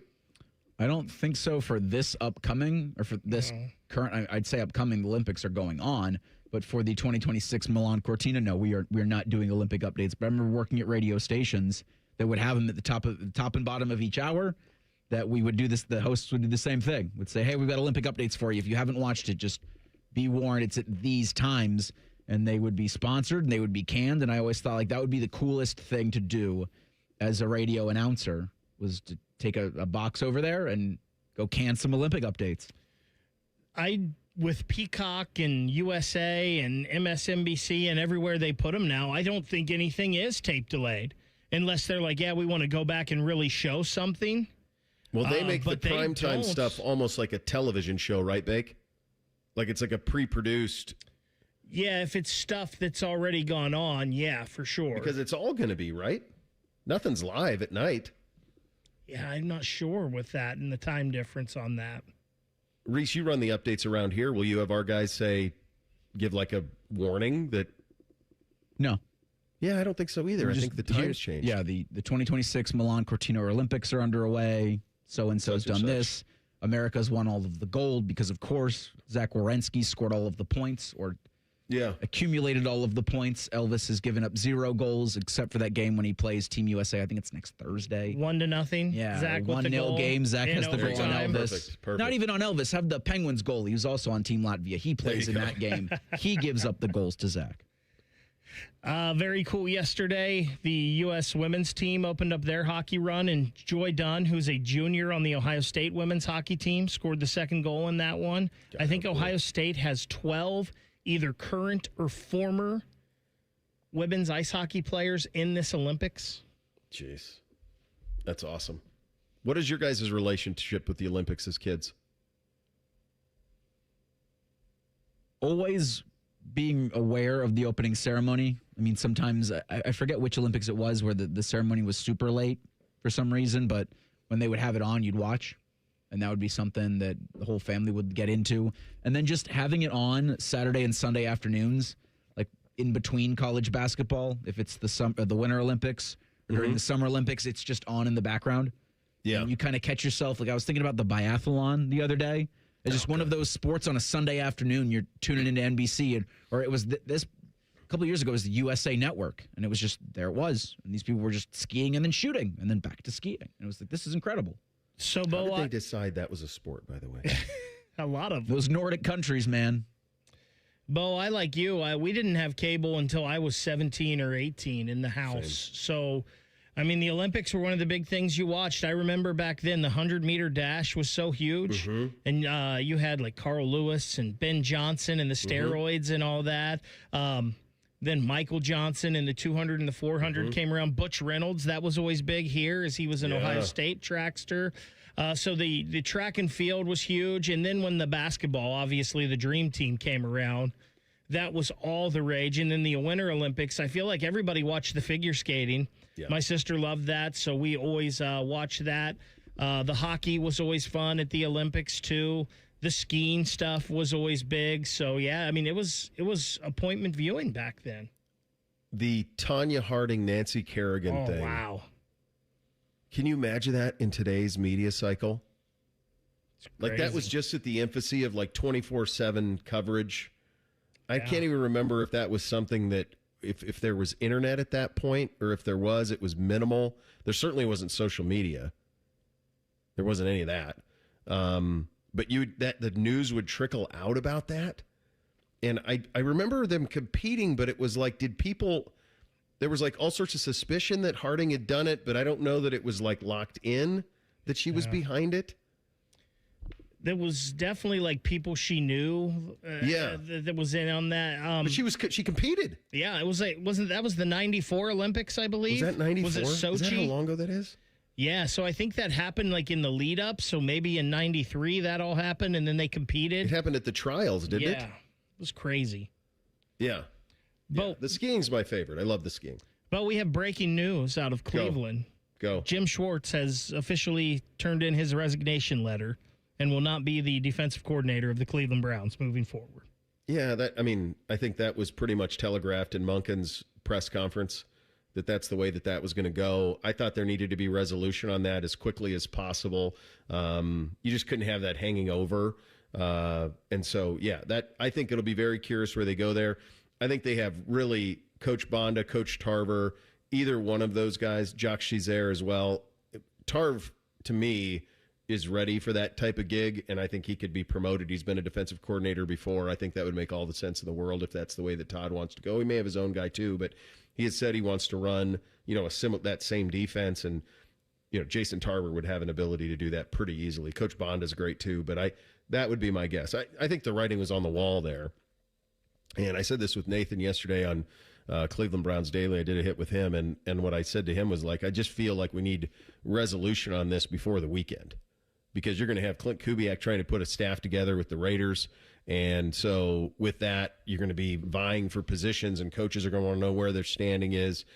Get that thing solidified and let's go. So I get why Jim had sour grapes. I understand it. Also get why you also needed to have a decision on it. So that was expected to me. I don't know how you guys felt about it, but to me that was pretty expected. Yeah, when he packed his stuff and said his goodbyes at the facility and left. Like, he did come back, though. Yeah, but that felt to me I understand coming back. You're still under contract. Yeah, that'll be weird. So, right. And so when he did that upon hearing the news, I thought to myself, that's not necessarily someone I think that's someone who's made up their mind already, to me. Yeah. Yeah, and as I said before, I don't know if it was naivety or arrogance or what, but to think that you would turn him down and he's going to be like, yeah, I'll come back and be the defensive coordinator for the guy I finished second to. I always thought that was ridiculous. And it probably, I'm sorry, Beck, I shouldn't have interrupted. No, you're good. I was just going to say that the probably, when you interview him for the head coaching position, at that point, it makes it impossible for him to return as a lesser. Yes. At that point, that makes it very, very difficult. All right, 2 minutes from now, Greg Wyshynski, our old buddy, senior NHL writer at ESPN, will join us.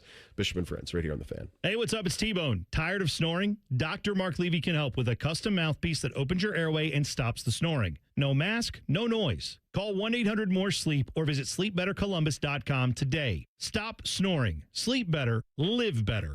Hey, it's Austin Ward. Listen to The Beat with Austin and Byrne, now powered by the Waterworks and Header Heating, Cooling, and Plumbing. Get the latest Buckeye news, insights, and unbeatable analysis every day. Don't miss a moment. Stream The Beat with Austin and Byrne, sponsored by the Waterworks and Header Heating, Cooling, and Plumbing. Cash, moolah, greenbacks, dough, Skrilla chips, bread and mo. 2, 5, 10, and 20, 30 big ones, games of plenty. Cheddar, butter, loot and scratch, find the letters, make a match, cause there's many words for cash, no doubt, many ways to play cash word. Check 'em out. Cash word from Ohio Lottery. It's game time, yo. Cash word, it's fun to go with millions in prizes, don't you know? Lottery players are subject to Ohio laws and commission regulations. Play responsibly. Why does it matter to members that Aetna was named a Best Medicare Advantage company by U.S. News & World Report? Because they chose a plan that gives them real support, real people, and real care. We show up on calls with members and doctors' offices when needed. We show up with access to convenient care options and coverage that fits everyday life. We don't show up for awards. We show up for you. And showing up for you is how healthier happens together. We got a higher home appraisal after we put away our African art and family photos. Has this happened to you because of race or national origin? Contact HUD at hud.gov/fair housing. A message from HUD and the National Fair Housing Alliance. Hey, it's T-Bone again. Listen up. Sleep apnea doesn't have to rule your nights. Dr. Mark Levy's been treating snoring and sleep apnea for over 15 years with proven results. And now he has an office in Marysville. Call 1-800-MORE-SLEEP or go to sleepbettercolumbus.com. Stop snoring, sleep better, live better. The Fan Guest Hotline is sponsored by Ohio Heating and Bryant. Doing whatever it takes to keep you and your home comfortable. The Fan. Sports conversation that's worthy of a toast, or at least a stiff drink. You're listening to Bishop and Friends. Well, he's been a longtime friend of the program, one of the best in the business, and he joins on the Bryan Heating Cooling Systems Fan Guest Hotline. He's Greg Wyshynski, senior NHL writer at ESPN. So, Greg, you just explained this one to me. We're the hottest team in hockey. Basically don't lose since Bonus has been here. Now we got to wait 3 weeks to play again. I mean, only in Columbus, my friend. That's right. It's like when you're killing it at the craps table and then you have to go meet a buddy for dinner. Like, come on, I got a hot streak going. It's really a great story. I mean, obviously, the fact that Bonus looked at this roster and saw the same thing that Don Waddell did, which is a team that should have been significantly better than it had been, I think is an endorsement of the talent on this roster. And then to come in and, the thing about Bonus that I thought was a really interesting fit for this team is, and it's not to shade Dean Evison or anything like that, but he's just got a real ability to connect with players and to kind of understand the dynamics of a locker room. And, he did that in Dallas. He did that in Winnipeg. And if you kind of read some of the things coming out about this streak, it seems like he's got a good handle on what this team needed and the sort of the interpersonal connections that needed to be established between him and some of the leadership group. And the results are there. Again, Evanson's a good defensive coach, and I think I'd like to see him get another shot down the line at some point, but it comes down to whether or not these guys are going to be on their details. And it's not like Bonus came in and revolutionized the system they were playing, but they're getting results that they simply weren't getting under the old coach in the sense that I think in the 11 games he's been there, they're maybe the best defensive team in hockey. So, I mean, that's not Rick Bonus rewriting the playbook. It's him getting them on their details and understanding the right deployment and getting them to execute in a different way. And, buddy, we have no idea how any of these teams are going to react to this or what's going to come out of the Olympic break and all of it. I mean, it's 3 weeks. It's crazy from the local perspective. I mean, I can't wait for Olympic hockey, but from the local perspective, it's crazy to think how this is all going to shake out. But just in terms of what you've seen on the ice, and I'm not saying they're going to win 9 out of 10 the rest of the way, but in terms of the way they're playing, obviously, and being a real factor in the East, do you see it? Well, I mean, they might have to win 9 of 10 the way the rest of the East is going. I mean, my God, I've never seen a race like this before. We're basically outside of maybe the Devils and the Rangers. Everybody else is very much in the mix. I think they've established themselves as being able to play pretty good defense under him. The offensive numbers have been great too. I mean, everything is kind of clicking. You'd like to see maybe a little bit more consistency in goal, although they've been getting decent performances while Bonus has been there. I think everyone who's watched the Blue Jackets wonders if that's going to be sustainable. But more than anything else, I mean, just win the games you got to win in the East. I think when everybody's as tightly packed as they are, which games are going to be vital for you to be able to maintain your position in a wild card race, or maybe jump up and catch the Islanders. And those are the games, those 4-point swing games that they're going to have to be focused on when they get off the break.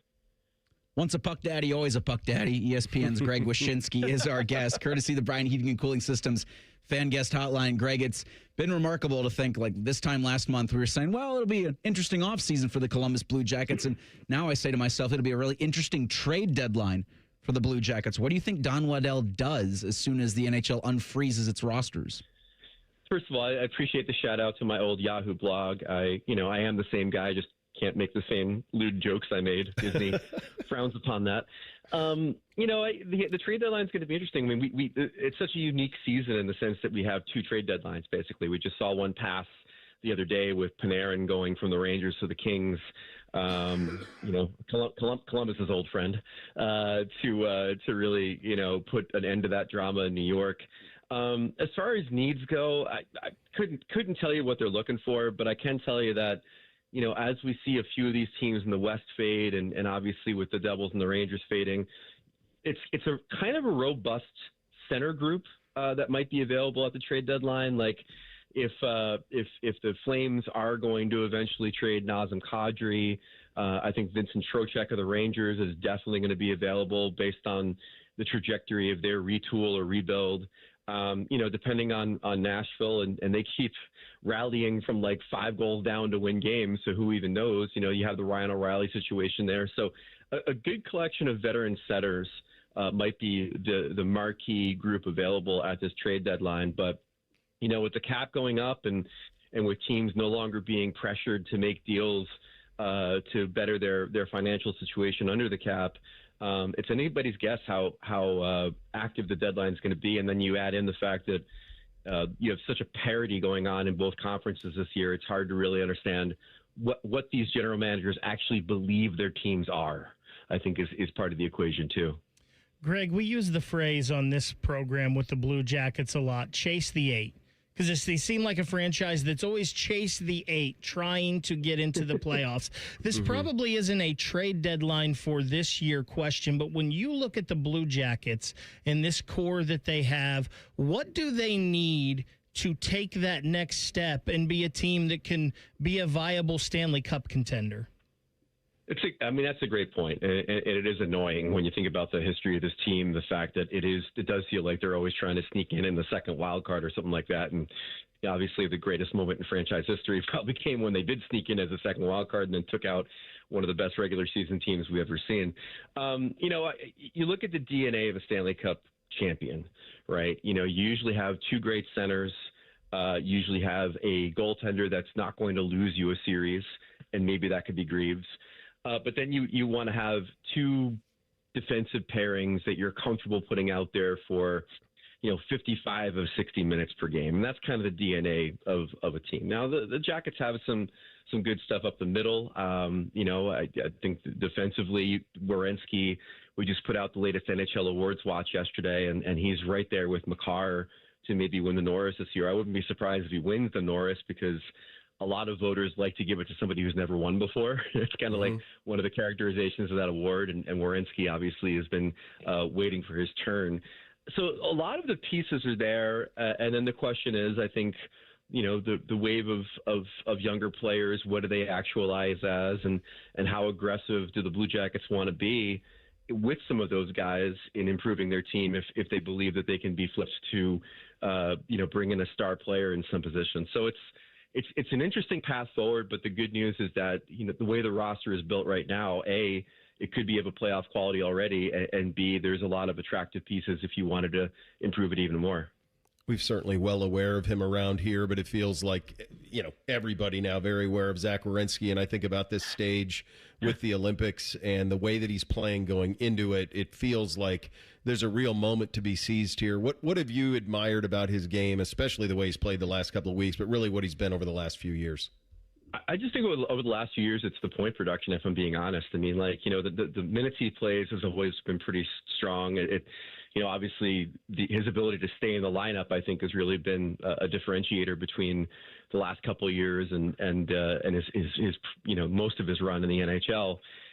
But just like being able to hang offensively with the Makars and the Quinn Hugheses of the world is not something that should be taken for granted when you're a defenseman in this league. I mean, those are two of the best offensive defensemen we've seen come down the pike in maybe the last 25 years, and Werenski's kind of right there with him. So he's been great. And like I said, in the awards watch, Makar's lead in the Norris, the gimmick is we ask the actual voters for their ballots. So this is like the people that will be casting their votes for the award at the end of the year tell us where their heads are right now. And Makar's lead over both Hughes and Werenski has shrunk for 2 consecutive months. And in this case, it's because Werenski took a huge percentage of the vote for himself. So it's trending in the right direction for him to win the Norris. And, we had a couple voters say this. I don't agree with this philosophy, but the relevancy of the Blue Jackets certainly does play into the thinking here. We had one person basically say if they make the playoffs, he should probably get it. If they don't, I might have to look elsewhere, which, again, I don't think is how the Norris should be voted on, but that's how people are thinking about it. I'll get you out of here on this one. I can't wait for this. Everything's good with the rink and all of that? I know that was a mess, but I can't wait to see, this Olympic hockey is just so great. Kind of handicap it for us. How do you think this thing's going to play out? The ice is good. From what I can see, all the boards are in place. I don't know if all the soda machines work. They might not have got around to that, but the ice is good as far as I can tell. Look, here's where my head's at as an American who's been waiting my entire life to see the U.S. win gold again since 1980. Mm-hmm. I would be shocked if Canada doesn't play for gold. I just think that they are so loaded at forward, and unless their goaltending implodes, and it could, I think they're going to play for gold. As an American, I expect we'll play Canada again for gold. However, there's also a part of me that wonders in the quarterfinals, if we're down 2-1 to Slovakia or Czechia, if we start gripping our sticks, if we get a little worried, if we're like, oh my God, are we going to let gold slip away? Oh my God, are we going to embarrass ourselves in front of Canada?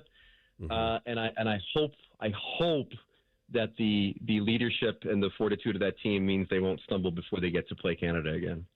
We're certainly due, buddy, for another miracle, I would say. Not that it's near the stakes that one was, but it's been a long wait, my friend. It's always a great pleasure to talk to you. Thank you so much for your time. Anytime. Thanks for having me. There he goes. Greg Wyshynski, senior NHL writer at ESPN on the Bryan Heating and Cooling Systems Fan Guest Hotline. Get your 3 things on a Friday. Up next, Bishop and Friends, right here on the Fan.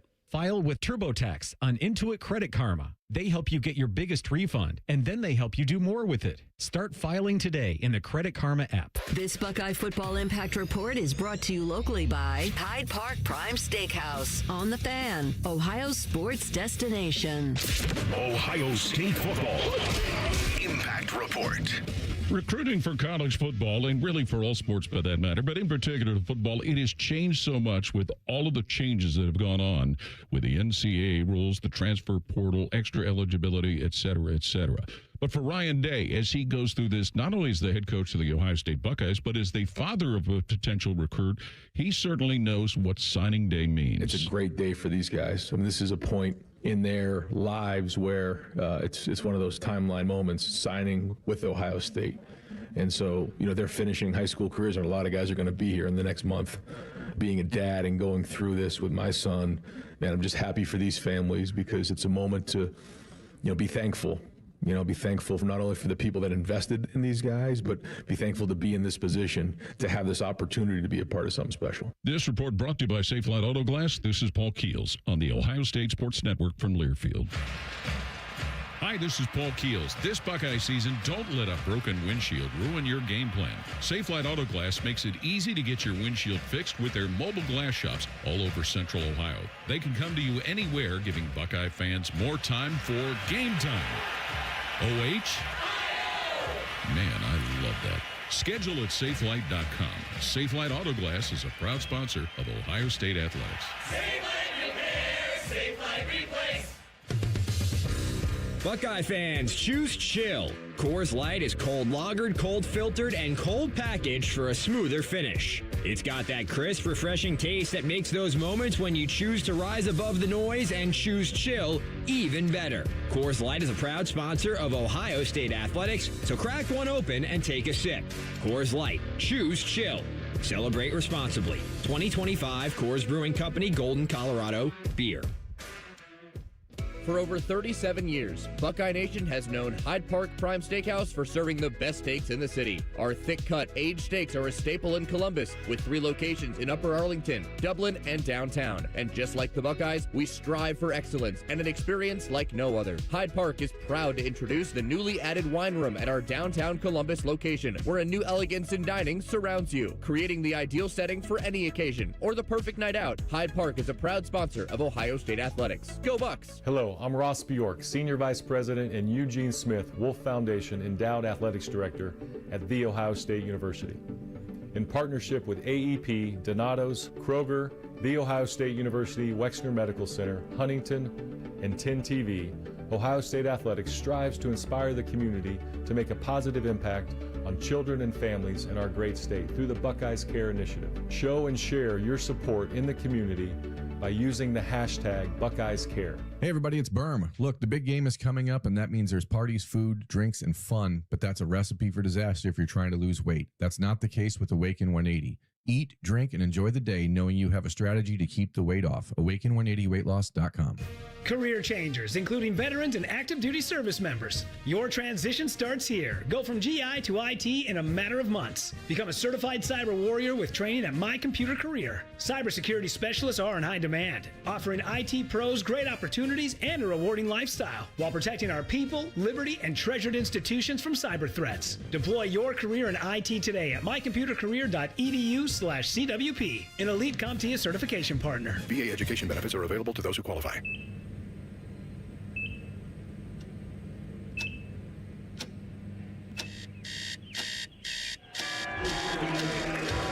Got this. Breathe. Breathe. You got this. You got this.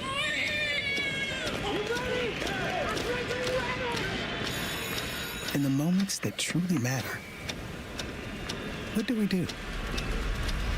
Rise to the occasion. Ohio Health. It's time. I'm Matt Morgan of Morgan & Morgan, America's largest injury law firm. I've had the privilege of seeing miracles, broken families rebuilt, every crash, every workplace injury, every medical mistake. Fighting back can work. We've gone toe-to-toe with insurance giants, and we've won a lot. Over $30 billion recovered. Size matters. Reputation matters. Results matter. There's only one Morgan & Morgan. Morgan & Morgan, Ohio office located at 600 Vine Street, Cincinnati. Prior results do not guarantee a similar outcome. The big game calls for a big, tasty bowl. Treat your crew to Hothead Burritos Catering. You'll get 10% off any build-your-own bowl or burrito Sunday catering package for 10 or more. Make the right call. Order now, hotheadburritos.com. Bishop and Friends is sponsored by Diamond Seller, your true jeweler for almost 80 years. The Fan, Ohio's sports destination. The uncle you never knew you had. The friends you kind of wish you didn't. This is Bishop and Friends.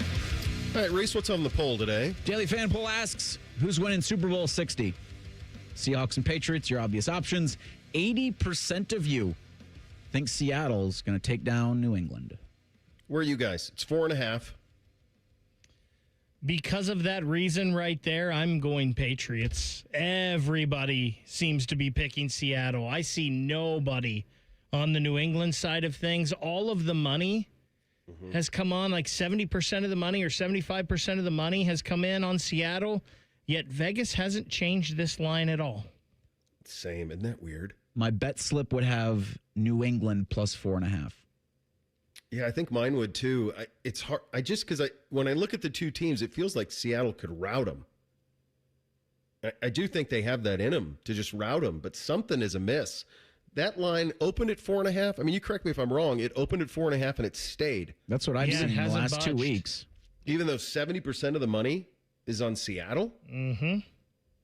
That's an attention getter, kids, right there.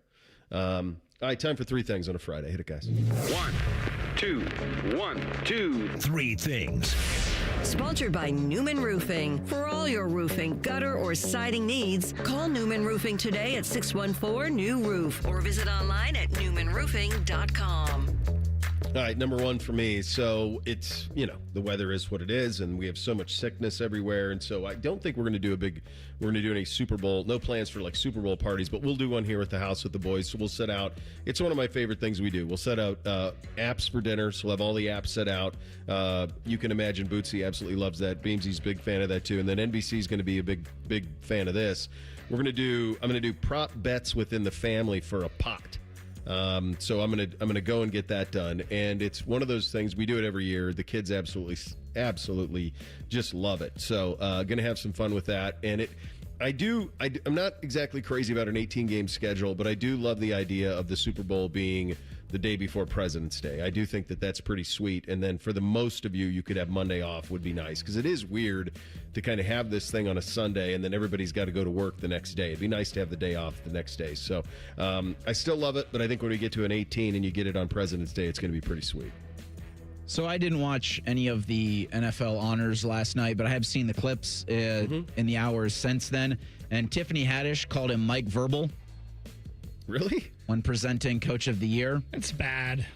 And then Drewski, who's supposedly a comedian and an internet streamer, dropped the N-word when introducing Jackson Smith and Jigba. Oh, jeez. For the NFL's Offensive Player of the Year, right next to Barry Sanders. Like on the stage with him. And he's trying to be funny about it. It wasn't. It was embarrassing, really, all the way around. Who is the person? Drewski? Ask your kids know who he is. Oh, really? Yeah. I'm so sick of these guys, man. Well, they're not going anywhere, and they should. They should all go back to Twitch. Yeah. First thing for me, we love to give him a lot of grief, but congratulations to our guy Tyvis Powell, who's being inducted into the Bedford High School Hall of Fame tonight, and then they're having a nice ceremony tomorrow. What a class for Bedford High School, by the way. Not only do you have Tyvis Powell being inducted, but Roger Saffold, who obviously went to Indiana and was an NFL lineman for a while, and Marquise Copeland, who was Aaron Donald's backup in the Super Bowl when they beat the Bengals just a few years ago. A well-deserved honor for Tyvis, and if there was a Hall of Fame for just people, Tyvis Powell would be first ballot. Yeah, just don't ever let him hear you say that. Only time. Keep just whisper that. That's why I got to give him so much crap. Yeah. Number two for me, one thing that I've thoroughly enjoyed from an entertainment perspective that I did not think that I would, and I was actually hesitant to dig into it, is A Night of the Seven Kingdoms. So I'm all caught up on it, and it's really fun. And it's kind of a reminder. Game of Thrones always had the heavy connotations to it and really heavy, serious subject matter to it. And this has that as the backdrop. But I think they casted it perfectly. The episodes are shorter. They're all less than 40 minutes. And it's just kind of a fun little avenue into that world. And I think they really crushed it. I think it's much better than that Dragon show that they do, and much more enjoyable. They did a good job with it. So if you're curious or been hesitant, I would recommend it. It's good. I keep telling myself I'm going to give it a shot. You'll like it. So maybe that happens in the next couple of weeks. I had thought over the summer that Emmanuel Clase was just good enough to kind of weather this and still pitch in the major leagues sometime in the next couple of years. That's not going to be the case. So ESPN reported Thursday that Clase is being accused of throwing pitches or suspect pitches in at least 48 games over the last 2 years. Woo. Jeez. I mean, that's a lot, man. I mean, that's... Come on. Put shoeless Joe Jackson and the Black Sox boys to shame, huh? 48? My God. So, Bo, I know it took a while, but finally on my flights to and from St. Louis this past weekend, I got the book Friday Night Lights finished up. Yeah. So, instead of going to episode number 5 of The Sopranos last night, I watched the movie. Friday Night Lights, finally. So sometime next week, we can get a little update on that and what I thought, because I have opinions. I have feelings on the movie. So I'm trying to remember the chronology. I read the book first. Then I think I did the TV show. And then the movie, maybe? Okay. So I read the book, I did the movie, now the TV show is next. Yeah. The TV show, it's just inspiration. It doesn't follow it or even try to follow it. It's just inspiration for it. My favorite was the TV show, then the book, then the movie. Was kind of the order that I had it. Number 3, I made it. I don't know how, but we made it. Hopefully we didn't say anything that the FCC was too upset about. Hopefully it was relatively coherent. It was good to be back. I was sick of sitting around. Thank you, boys, for keeping the ship upright and between the navigational beacons all week long. Yeah, that was, and this will be my third thing now. My goal to have, when Joshua was in, who we're thrilled to have, not get us kicked off the air or lose our FCC license. So you're welcome. Thanks, boys. Was the quality there? Of course it was. There's a standard.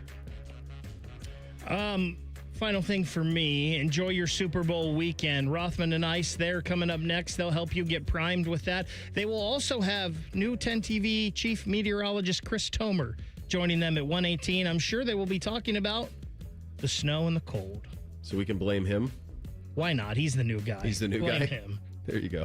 Have a great weekend, everybody. We're back Monday. Bishop and Friends right here on The Fan. Matty Ice is currently bathing himself in creamy jalapeno dip. And I've officially run out of ways to tease this show. Rothman and Ice.